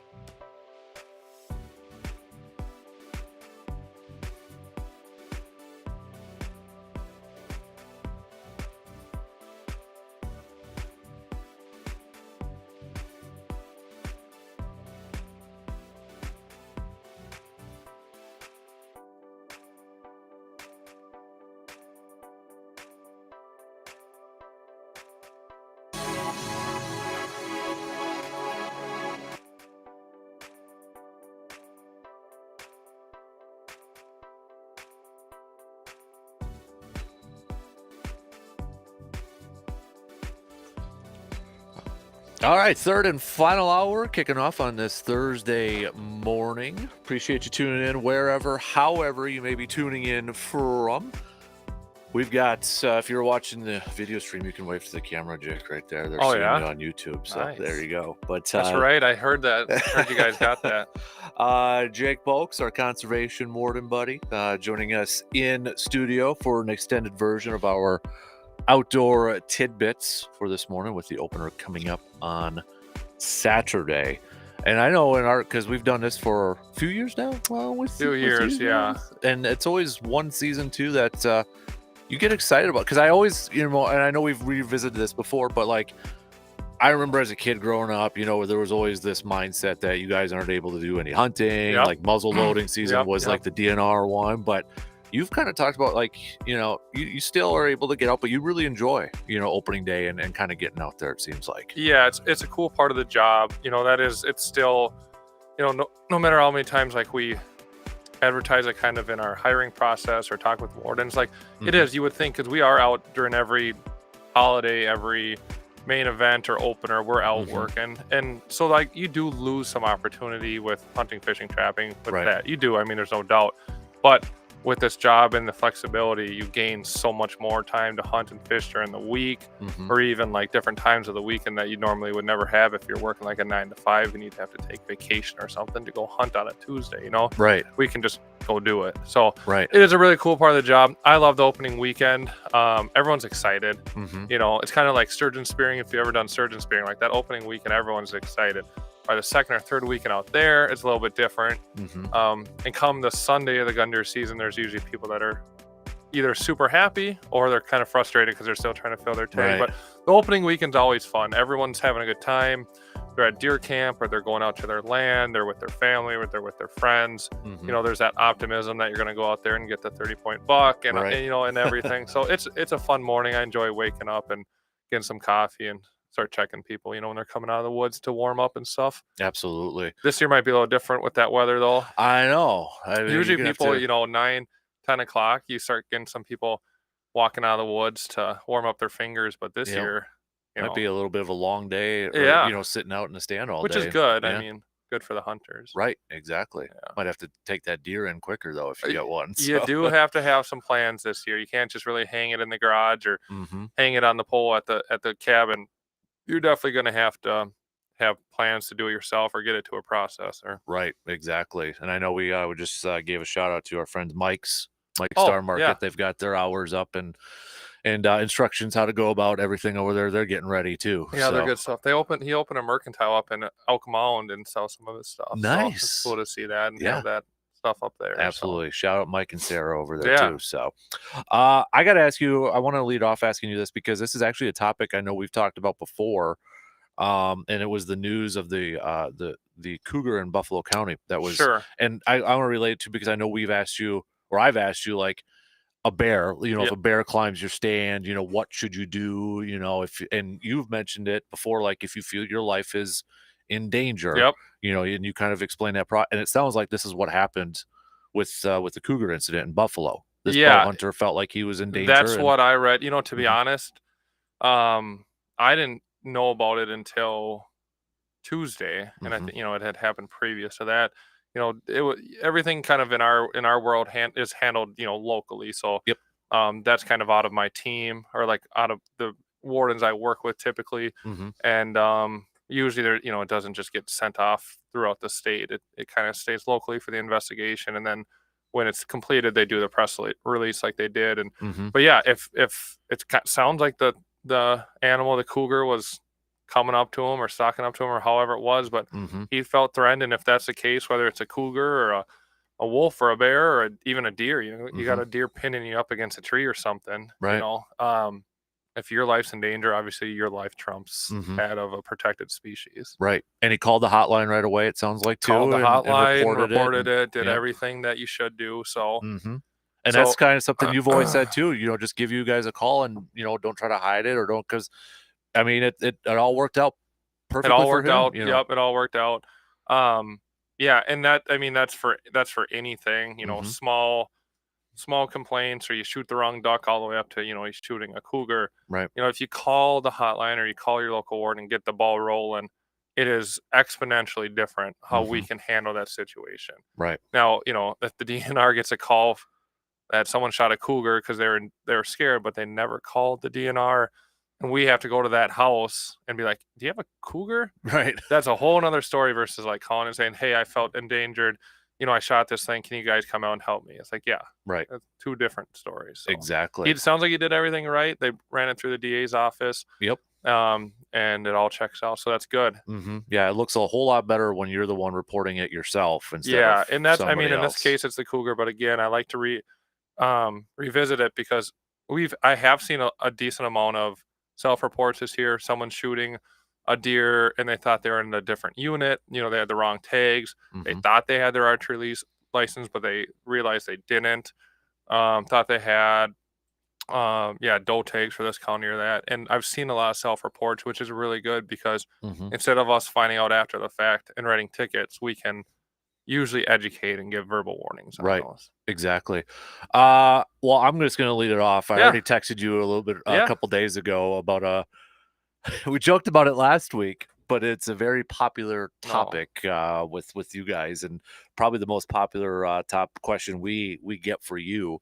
And with the opener coming up on Saturday, it's the drone question again. Drones. The drones Drones out run there. the world right now. Yeah, what's can people use it? One example we got earlier from this week was from a listener.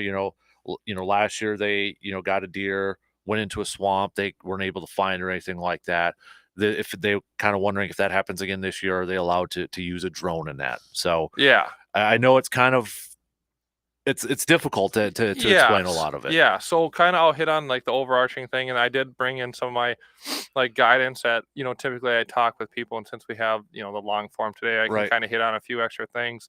But at the end of the day, is drones are legal to use as a recovery method if the right circumstances are available in the right circumstances, and you can articulate why you need to use a drone and that you're not utilizing it for like hunting, scouting, or harassing wildlife. So the overall thing on this is that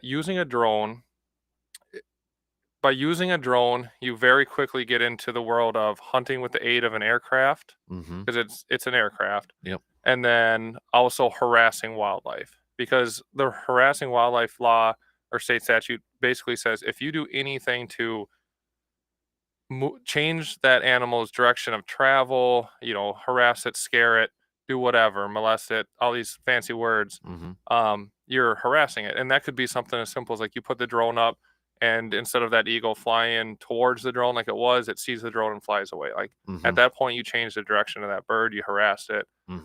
Now you're in the harassing mode. So those are the violations that you can quickly get into using these drones, which is why we always say be careful. So when using the drone, I'm reading through some of my stuff here. So at the end of the day, the stuff that the wardens are going to consider when we're looking at potential, is this a legal situation, is it or is it a violation situation? Some of the things we're going to look at, like, are you operating it within the shooting hours? Is the drone operator dressed in hunting clothing? Is the drone operator part of the hunting group or the hunter, or is it a third party affiliation? Are the animals being rallied or driven? Is the information gathered being used by the drone operator for themselves for hunting purposes or to give to someone else? And then there's a bunch of other things like that the hunter has to articulate why they need to use a drone to locate the animal. So like if you just shoot an animal and then or shoot a deer and it walks off and you can't articulate why you think the drone would be needed to track it versus you tracking it yourself or even getting a dog, then that's going to be something we take into account. So like if you arrow a deer and you put it in the shoulder and you find the arrow 75 yards later, you got 3-4 inches of penetration in the arrow, blood on the arrow, you find splotches of blood and then it dries up because it's not bleeding a lot. It's going to be very hard to articulate that you need a drone because you think that deer is dead. Mhm. If you're using a drone, you have to be able to justify that deer is dead. I just can't find it. Mhm. That's at the end of the day, that's kind of what we're looking for, is like, explain to me or tell me why you think that deer is dead in the general vicinity of it and why you need a drone to find it. And Mhm. if you can articulate that and you're not using it for hunting or harassing purposes, then yeah, you can legally use it or someone else can. Mhm. But if like you don't have a good reason, or it's very evident that, are you kind of pushing the deer by doing this to, are there other hunters on the side of the woods, so you're kind of using it to Yep. there's going to be a lot, and wardens are really good at reading this situation and being like, okay, something doesn't smell right here. Mhm. Or looking at it and being like, yeah, you're right, there's blood everywhere, it's a huge swamp back here, That's the I can scenario I see was all gonna your kind I of, can see yep. all your tracks going through the swamp. Mhm. I don't see it either. Let's, use the drone, Yep. all these parameters. Mhm. The other thing that's really important to note is that there's like the deer hunting, there's the DNR regulations, but a drone is like a FAA, federally regulated aircraft. Mhm. So those drone operators have to have certain permits from them, as well as like one of the main ones that I know about is you have to have that drone in your visual sight the entire time the drone operator is flying it. Okay. So like, I think some people think like, okay, I got a drone, so they're just gonna use the screen on the control and they're gonna go fly through all these woods and go up and down the mountainside, Right. and look for a deer. But that's not the case, because they have to have direct line with that Mhm. drone at all times. So if we come across that, we pull up, someone's sitting in a parking lot with a drone looking at the screen, and we don't see a drone anywhere, now you're in violation, Mhm. and there's going to be tickets. Right. So it's a really, in everything I said isn't like you have to do it this way, it's legal this way, it's not legal. These are all like factors and considerations we're going to assess at the scene. Mhm. So there is some like discretion with it, but Right. at the same time we all have this policy that I'm looking at, or like guidance from our chain of command. And these are all like, there's a lot of things here that we look at to try to determine like, what is, what are they doing here? Does it kind of fit? Does it not fit? Mhm. And at the end of the day, we truly want to see a good resolution to deer. We don't want to see a deer suffer, and we definitely don't want to see a deer get wasted. Mhm. We want people to find their big bucks or their big does, or have the kid get his first deer, if they can't find it. Like, Mhm. definitely there's no ill will in the sense of like, we don't want you to use it and find a deer, Right. but we have to be doing it appropriately, because what happens is someone somewhere takes it too far, and then, it kind of ruins it for everyone. Right. Exactly. So, big thanks for that. I'm sure that won't be the last time you get asked No, it that won't be the too. last, So. and that's okay. I had this talk with some of my upper management about, I don't think we have any drone guidance on the state website. Mhm. Um, Without getting into the specifics of it, we have like an office of communications within the DNR, and they are the ones that decide on like kind of what goes out, what's approved, what's not approved. Right. And I don't know where they sit with the drone stuff, way above my pay grade, but I don't think you can find it on the state website, which is why, the wardens are getting inundated with a lot of the questions, which is fine. I mean, Mhm. it is what it is. We enforce it. Um, so I just say that in the sense of like, you might be able to find it on there, you might not. And we understand why we're getting the calls if there's nothing out there. If Right. people are trying to do the right thing, then that's what that's what I always preach, is if you don't know, or you have questions, then call us and we'll try to help you out. Right. Exactly. We got a question from another Dan over here. I've been told that a person can use archery equipment to fill a gun tag during the gun season. I can't find that in the regs, though. Can you clarify that? Yeah, so there's a rule called the lesser weapons rule, where you can utilize your compound bow, traditional bow, or recurve, or a crossbow, and you can fill that gun buck tag with Okay. your archery. Um, I think the gist of it is basically, a firearm is superior to it. You're going to shoot farther, you're going to be more efficient. Right. And they're saying that, if you can use that for that, then you could use your crossbow too. Um, so it is allowed. I haven't looked in the regs for that specifically. If they did and they can't find it, then it must not be in there. But it is allowable to fill your gun tags or your gun buck tag with archery equipment. Okay. Now, is that only during the rifle season, or is that yes? okay? Yes, good question. That's a really good question. Yeah. Yes, you cannot fill that gun tag during like archery season during the rut. Mm-hmm. You can only fill it during a gun deer season and one that allows buck harvest because the antlerless season is for gun, Mm-hmm. but you can't shoot a buck that week. Right. And then with that as well is you're still using archery equipment, so you can't group hunt under that then.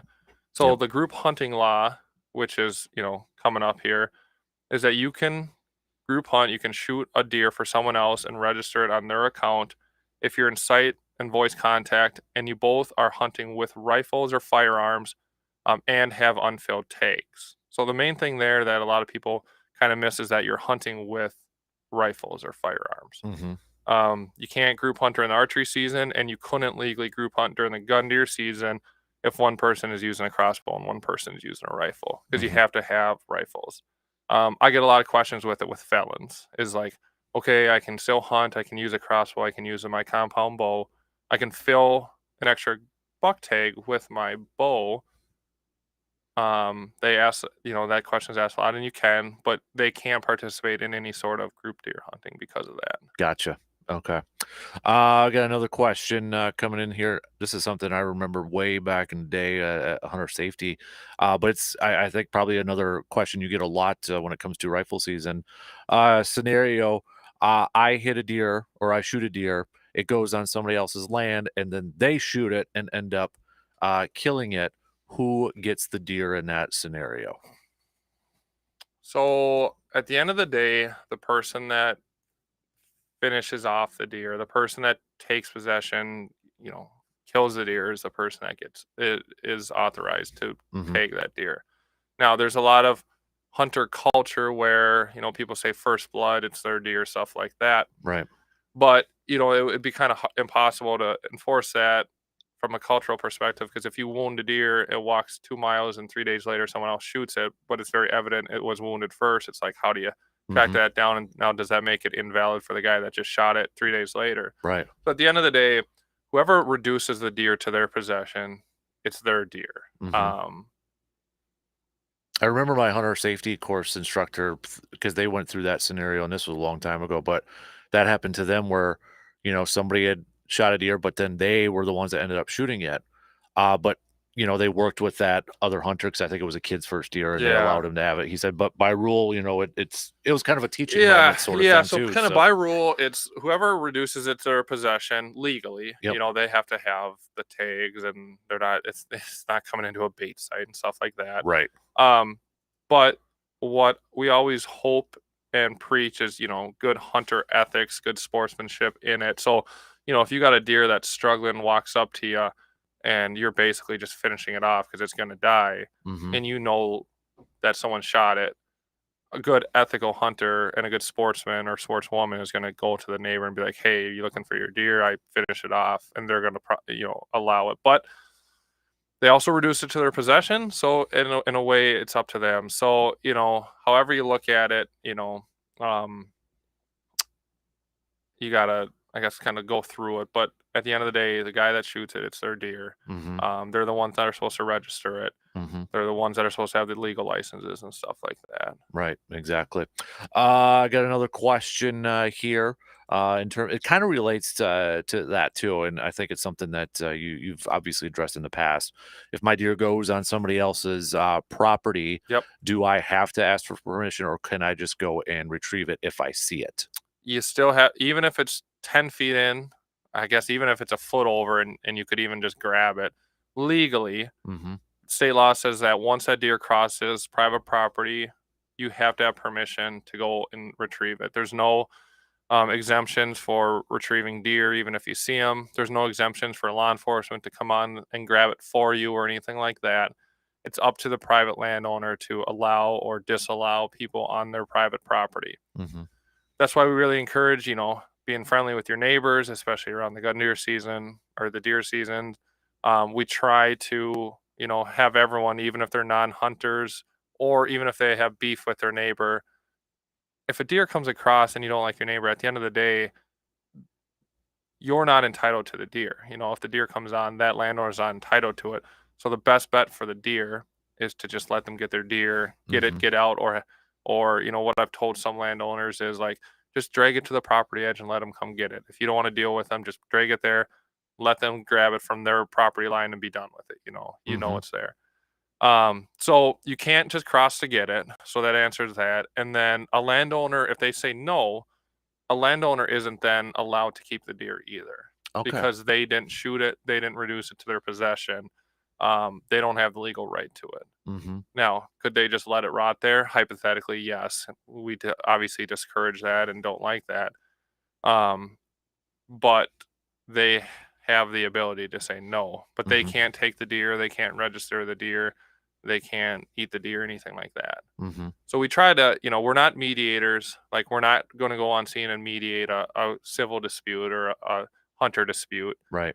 Unless, it's physical and we got to get in there for that. But if it's just, words and this and that, and it's just because you don't like each other, I always try to tell people to take the high road. But if nothing can be decided and there's something going on where we think the deer is going to get illegally used, the property always goes back to the state, so we'll just take it and donate it to the food pantry or something. Gotcha.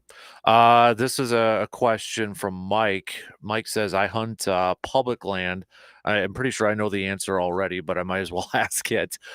Is there any rules in terms of like, if I get to this area first, that I get that certain area and a certain I'm assuming he means like yardage or something like that. So I'm sure you unfortunately, I think Mike knows the answer too. The answer is no. Public land is public land.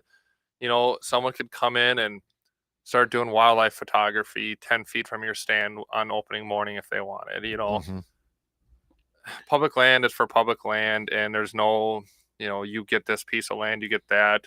It goes the same for like ice fishing. Like, we don't have a rule that you need to be so far from someone. Someone hypothetically could come up within 3 inches of your shack or 3 inches of your hole and drill a hole and fish there. Now, is that going to start a fight, or is that not very sportsman-y? Yes, but there's no laws that we can enforce to restrict it. So if you're the first one in the woods and someone comes bombing in at daylight hours 50 yards from you, besides being upset with them, there's really nothing you or us can do. Maybe if you can, have a civil conversation later about who's hunting where, so the next day it's not screwed up, then that's probably a good thing to have. But the hardest part in all of that is, emotions run high. Right. Is that you got to kind of rein it in, because no one's going to respond well if you come at them really hot and upset. So if you can have that civil conversation and explain your point of view, a lot of times it does work out. Some people just don't know you're there. Some people this or that. But same as if, you're going to like a blind that you built on the ground or something. If someone's there before you, and they're entitled to be there as well. Right. Kind of with that too, because I remember as a kid, we'd go on public land, but there was people that would drive through, like making drives through public land. But, you can maybe cuss under your breath or something like that, but it'd be public land. Extremely frustrating. And obviously, at that point, there's probably no deer there. But the good thing but you're right, there's nothing you can do. The good thing about deer, though, is it's crazy how many times I've been hunting, or I've seen it, or I've heard the stories where someone's like, someone just drove by with an ATV, or someone just did this, or they pushed the land out, or my neighbor's combining, and then like 10 minutes later, they still have deer right there. Or the deer just follow down the trail after it, So it's not like if someone goes through an area, it's blown up for the whole day. Right. That's a good thing about hunting. Sometimes it screws stuff up. Sometimes it is what it is. Yeah. That's why I always chuckle sometimes when I see those shows where they hear something, somebody's making noise like, oh, my day's ruined. And I'm like, but I remember public land, like, you'd shoot a deer and then like 10 minutes later, there's another one coming through, stuff like that. Yeah. Or how many stories have we heard where you shoot a deer and it's just dead right there, and then the other one just kind of steps over it. Right. Like this, or someone walks through, and then 20 minutes later, a deer walks through. So not that it's not frustrating. I'm not taking away from that. But it doesn't have to mean like if it's 8 a.m. that you just call the opener quit. You can still sit out there and have success. Right. Now this is I'm going to see, because I think this was maybe a little talk to text here. So I'm going to try to decipher this this texture here. But this texture says, I own a small bit of land. It's the land on this block, maybe, I don't know, but is divided into different parcels, 5-acre, 10-acre parcels. Yep. On my parcel, I've got a stand, and then the next over, there is a shed about 2 10-acre parcels away. Sure. What is the rule in terms of how far, like, can I shoot in that direction? Is it like a rule, like the road, like 50 feet away from the road? Is there any rules to that? So, and we're I hope I deciphered no, that. that you deciphered it well. So I Okay. think what they're getting at is just basically, are there any firearm discharge restriction limits? And there Mhm. are. If you're on your own property, there actually isn't. So if you're on your own private property and you can shoot a firearm legally in whatever township you're in, you can shoot wherever on your property. Now you can't shoot across your property lines, Right. on other people's. But you got 5-10 acres, you can hunt it, shoot it, whatever, even if there's a house next to you. Mhm. Now, if you're on someone else's property or you're on public land and you're hunting with a firearm, you have to be um, outside of 100 yards of a dwelling. So a dwelling is a building devoted to human occupancy. So, Mhm. like a shed, like just like a shed where you store stuff isn't Yep. it's a building, but it's not devoted to human occupancy. So Okay. if you're on public land or you're on someone else's and there's a shed on the other side of the property line, you can discharge next to it because it's not devoted to human occupancy. Now, Mhm. if you're on public property and there's a house 30 yards on the other side of the line where you want to hunt, then you're within 100 yards, then that's a violation. So the, the easy thing is if you're at least 100 yards away from any sort of building, especially any sort of potential house, then stay away from that, you'll be good. When it comes to roadways, you have to be 50 feet, 50 feet away from the center of any road center line. And the road doesn't have to actually have like a painted line on it, like a Right. gravel road. Mhm. Like we'll just measure the road, find the midpoint, and that's your center line. Mhm. You have to be 50 feet away in the grass or like in the woods or property from that center line. Mhm. We see that a lot during deer drives. So Yeah. usually you get the guy on the end of the deer drive and he's standing in the ditch line. You're probably like 10 yards maximum, Right. probably more like 7 yards away from, or like 20 feet out of your 50 feet away. That's like a $300 ticket Mhm. just for watching the deer there because you're hunting. It's not only discharging too, it's hunting within 50 feet. You can't hunt within 50 feet of a road center line. So even by standing there doing the deer drive, you're hunting within 50 feet. So Mhm. again, another potential violation or citation. So just be careful on all that. We always tell everyone just get into the woods, like get into the grass, like Right. get away from the ditch. Mhm. Now for those drivers, they can drive.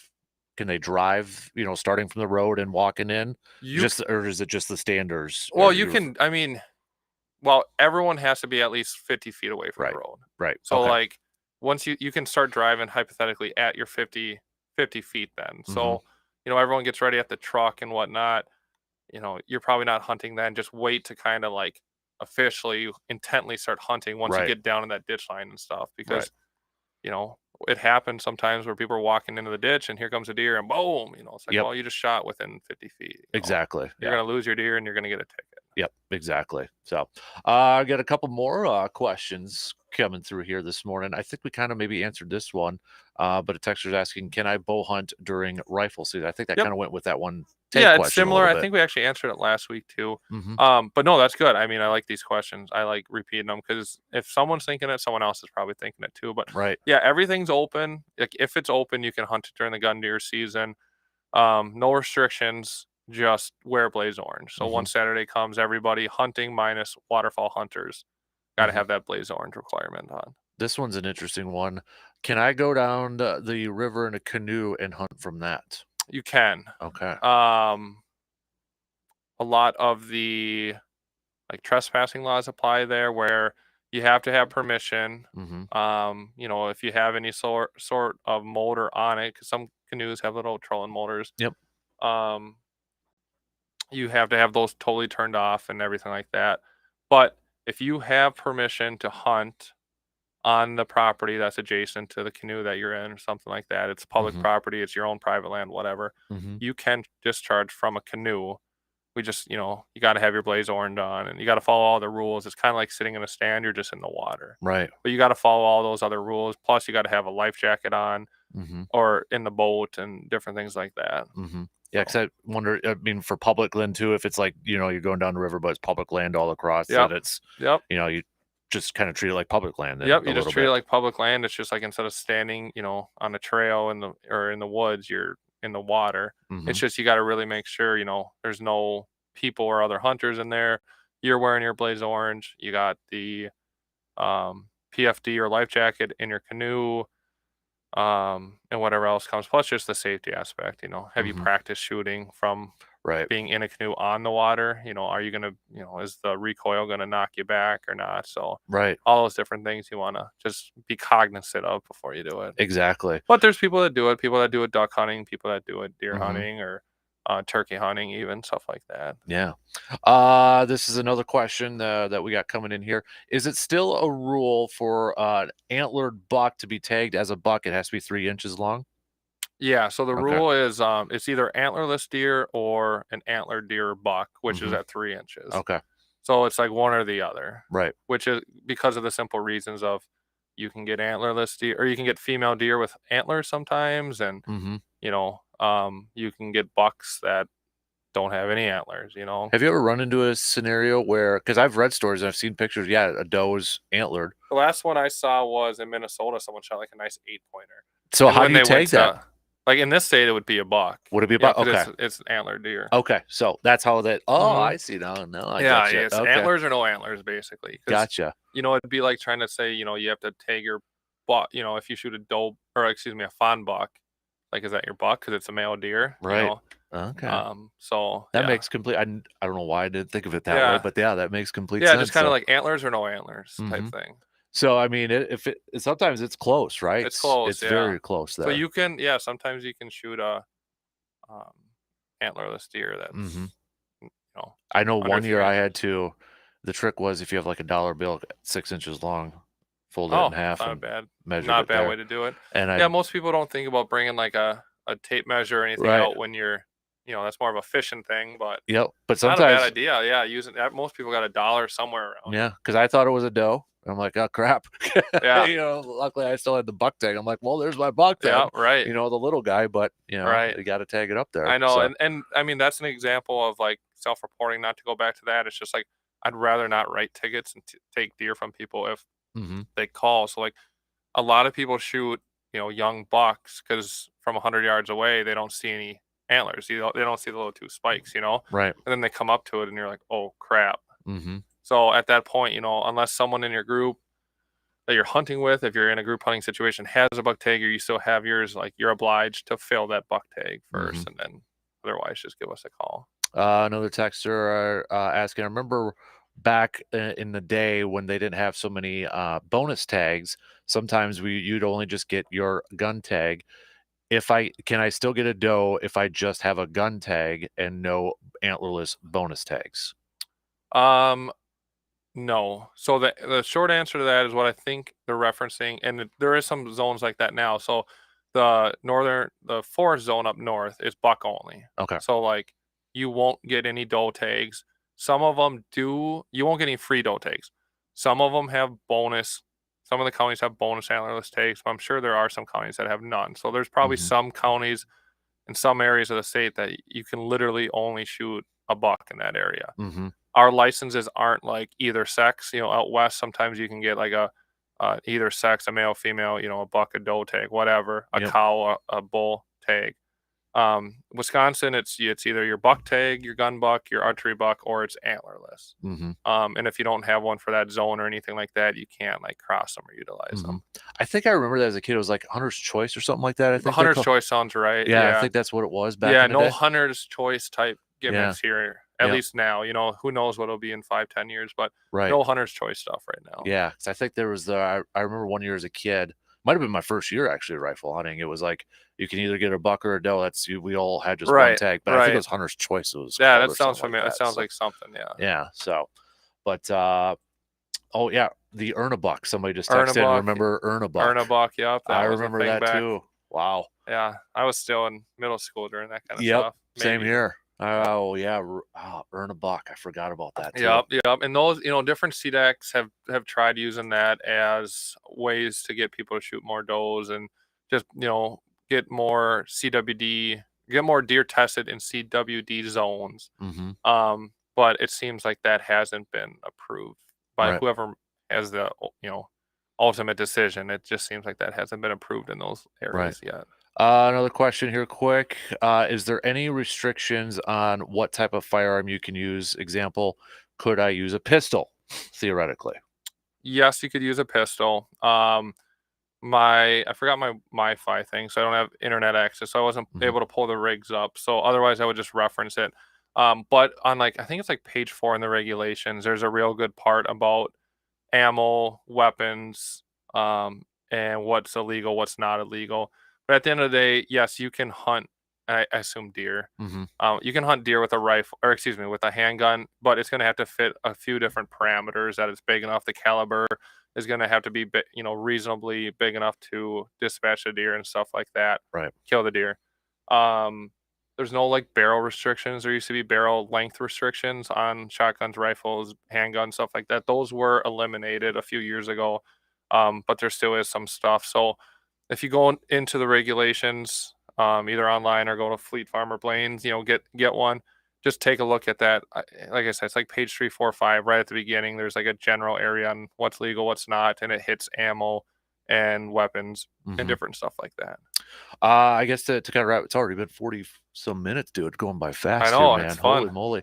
I've saved this one because we actually got a few of these. Sure. And it's the video I texted you, actually. Oh, sure. The deer, buck, the buck in Russ County. And I did see a news article that they did take it in for CWD testing and that too. So it sounds like they got that. They dispatched it. Well, if no one knows what dispatch is, kill the animal. Yep. But dispatched is usually the term we use in law enforcement. You dispatch the animal. It sounds like, what they said, and I will agree with the biologist. I don't know who went there, but it could be CWD, but there's so many different deer diseases. EHD is a big one, but that one, they die usually in a different way. But there's a lot of different deer diseases. It could have been, dying internally. It could have been stunned and had a massive concussion from getting hit by a car. There's a lot of different things that it could be. It's hard to tell because, unlike a human, you're not going to bring them to the ER and hook them up and figure out what's working in this deer and what's not. Right. A lot of times with CWD, especially at a stage like that, deer are malnourished and very skinny, and they have a hard time growing their antlers because they don't have the nutrients. And that was a nice looking deer. Nice deer, yeah. I wouldn't pass that deer up. Right. So, I'm not a professional biologist, but just from what I know about how it affects the nutrition of the deer, for that deer to be that big, but yet have CWD at that, at that level, like that's like 2 years of symptoms of kind of near the end of its life, would be a little unusual, not impossible, but a little unusual. So I think I read too that they did find out after they dispatched it. I'm going to use that term now. Yeah, the jaw was broke. Really? So you kind of wonder if it was hit or hit in the maybe face and it's all messed up. Yep, and it's just or got in a fight with another buck or something like that. I mean, you've seen the football players, unfortunately, lately when they get hit, they're just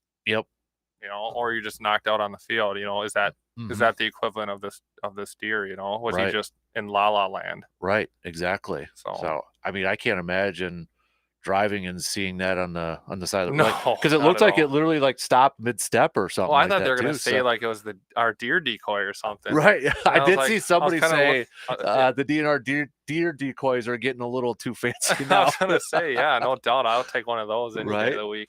But man, so yeah, that we got that one a few. I'm like, oh yeah, I'll save that one for. Yeah, no, it's a fair question, and it's all just like I think last night when I turned the local news on, it was like that deer, it was the cougar, it was some DNR PFAS stuff and some other DNR stuff, and it's just like so it's that time of year, and it's interesting to see it, and with us being in the wardens, we just know a little bit of everything. We have our hands in everything. So it's interesting. And we answer a lot of those questions. Absolutely. Well, Jake, we appreciate your time. That went by really fast. Yeah, no doubt. I actually had a few other things, but we can save it till. No, if you want to. Well, one of the things that we get a lot of questions on, and I kind of ran this down yesterday, so I was excited to come in here. Yeah, absolutely. It was just like the thermal. We get questions on thermal and infrared and different stuff like that.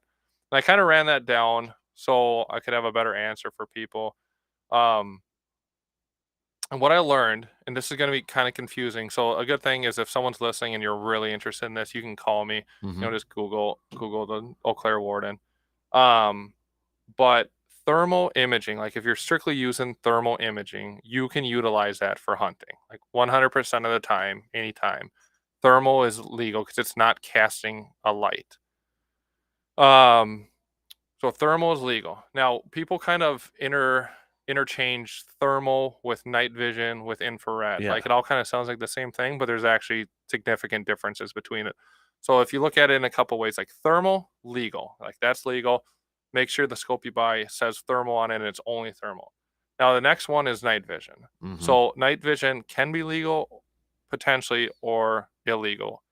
It's illegal when it includes infrared. So infrared is actually like a light that is sent out by the scope that we can't see with our human eyes. Mm-hmm. But we could see it utilizing like our night vision. You can see that it's casting a light out there.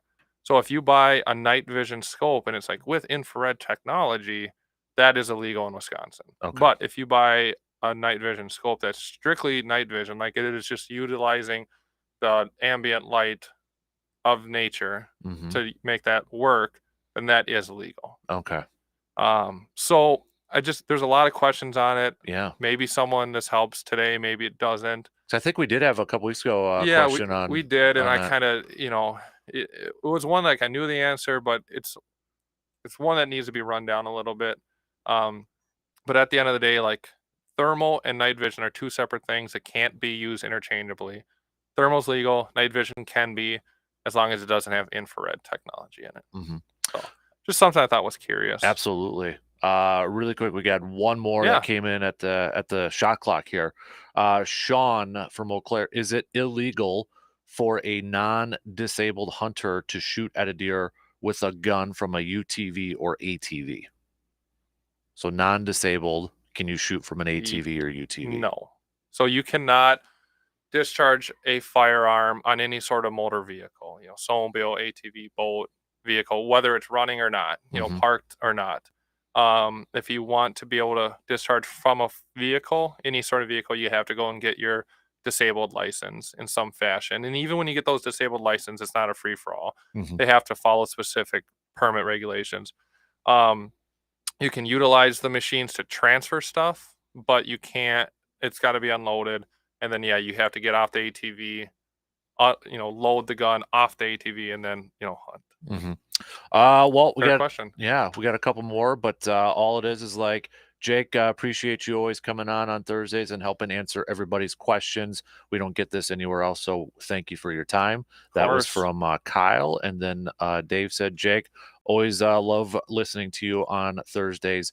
Keep up the good work and be safe out Yeah. there. No, I appreciate everyone. I enjoy doing this. If I didn't enjoy it, I would have told you years ago. Like I'm too busy, Right. So I like it. I do think it's a good time to sit and talk and answer questions because, Mm-hmm. like, I know if I went to another state or even sometimes in this state, I don't know everything, and I'm the warden. So if I can provide a service to help answer some simple questions or just give you some guidance, then I'm all about it. Mm-hmm. So cool. Absolutely. Well, we thank you, man, and Yeah. be Anytime. safe if you Yeah. get out there.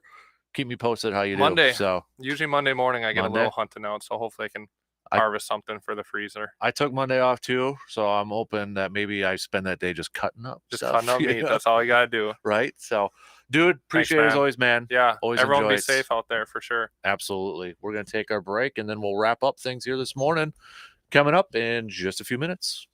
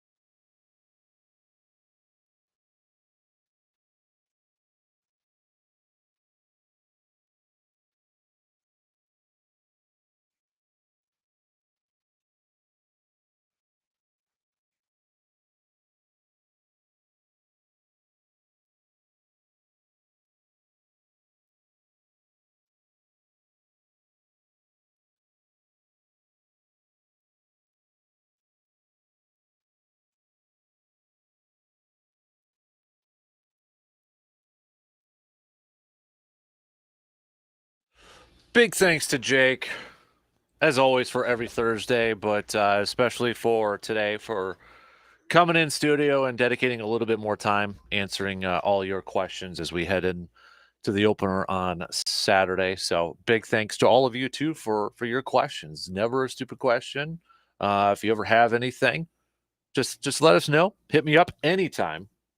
Email, text it, whatever, and we'll get it to Jake the Thursdays that he's on. But again, big thanks to Jake for always hopping on and answer some questions before we head out, either in the woods or on the water there too. So I know we got one more program tomorrow before we head off for opening day. So we'll get to that. But if you missed any portion of that conversation with Jake, that is going to be included in our podcast episode, our hunting special podcast episode that'll be up later on today. So especially, I know a lot of you over the last maybe couple years have had questions with, the drones and the thermal stuff too. So if you want to take a listen to that again, that'll be up on our podcast, the Man Cave podcast, brought to you by Toyson Ford and Hy-Vee, later on today.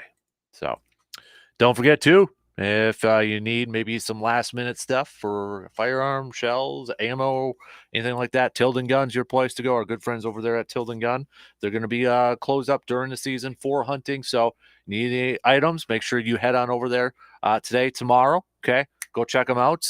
And then if you have any luck, send us your photos so we can put them up on the Tilden Gun Trophy Gallery. That's at sportstalk1051.com.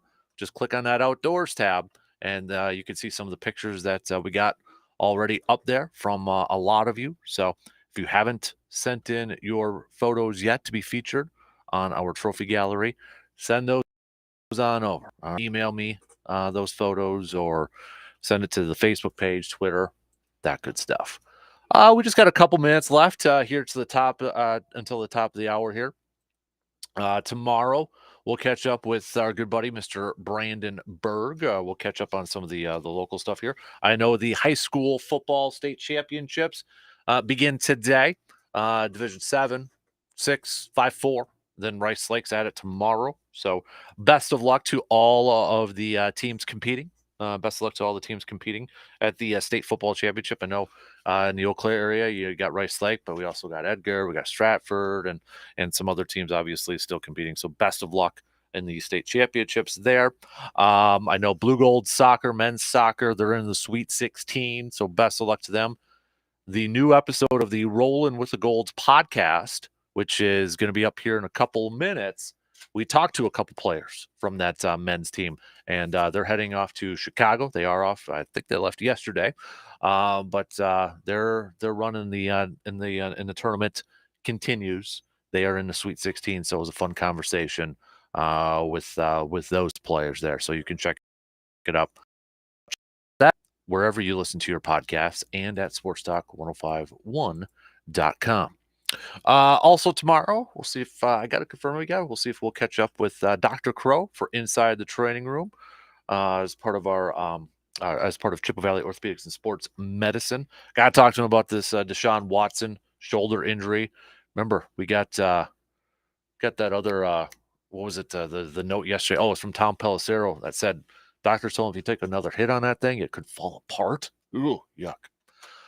Mike, this goes back to maybe your receiver defer. I just saw this. Looks like the Cubs are eyeing a second chance to sign Shohei Ohtani. Okay. Craig Counsell maybe get no there.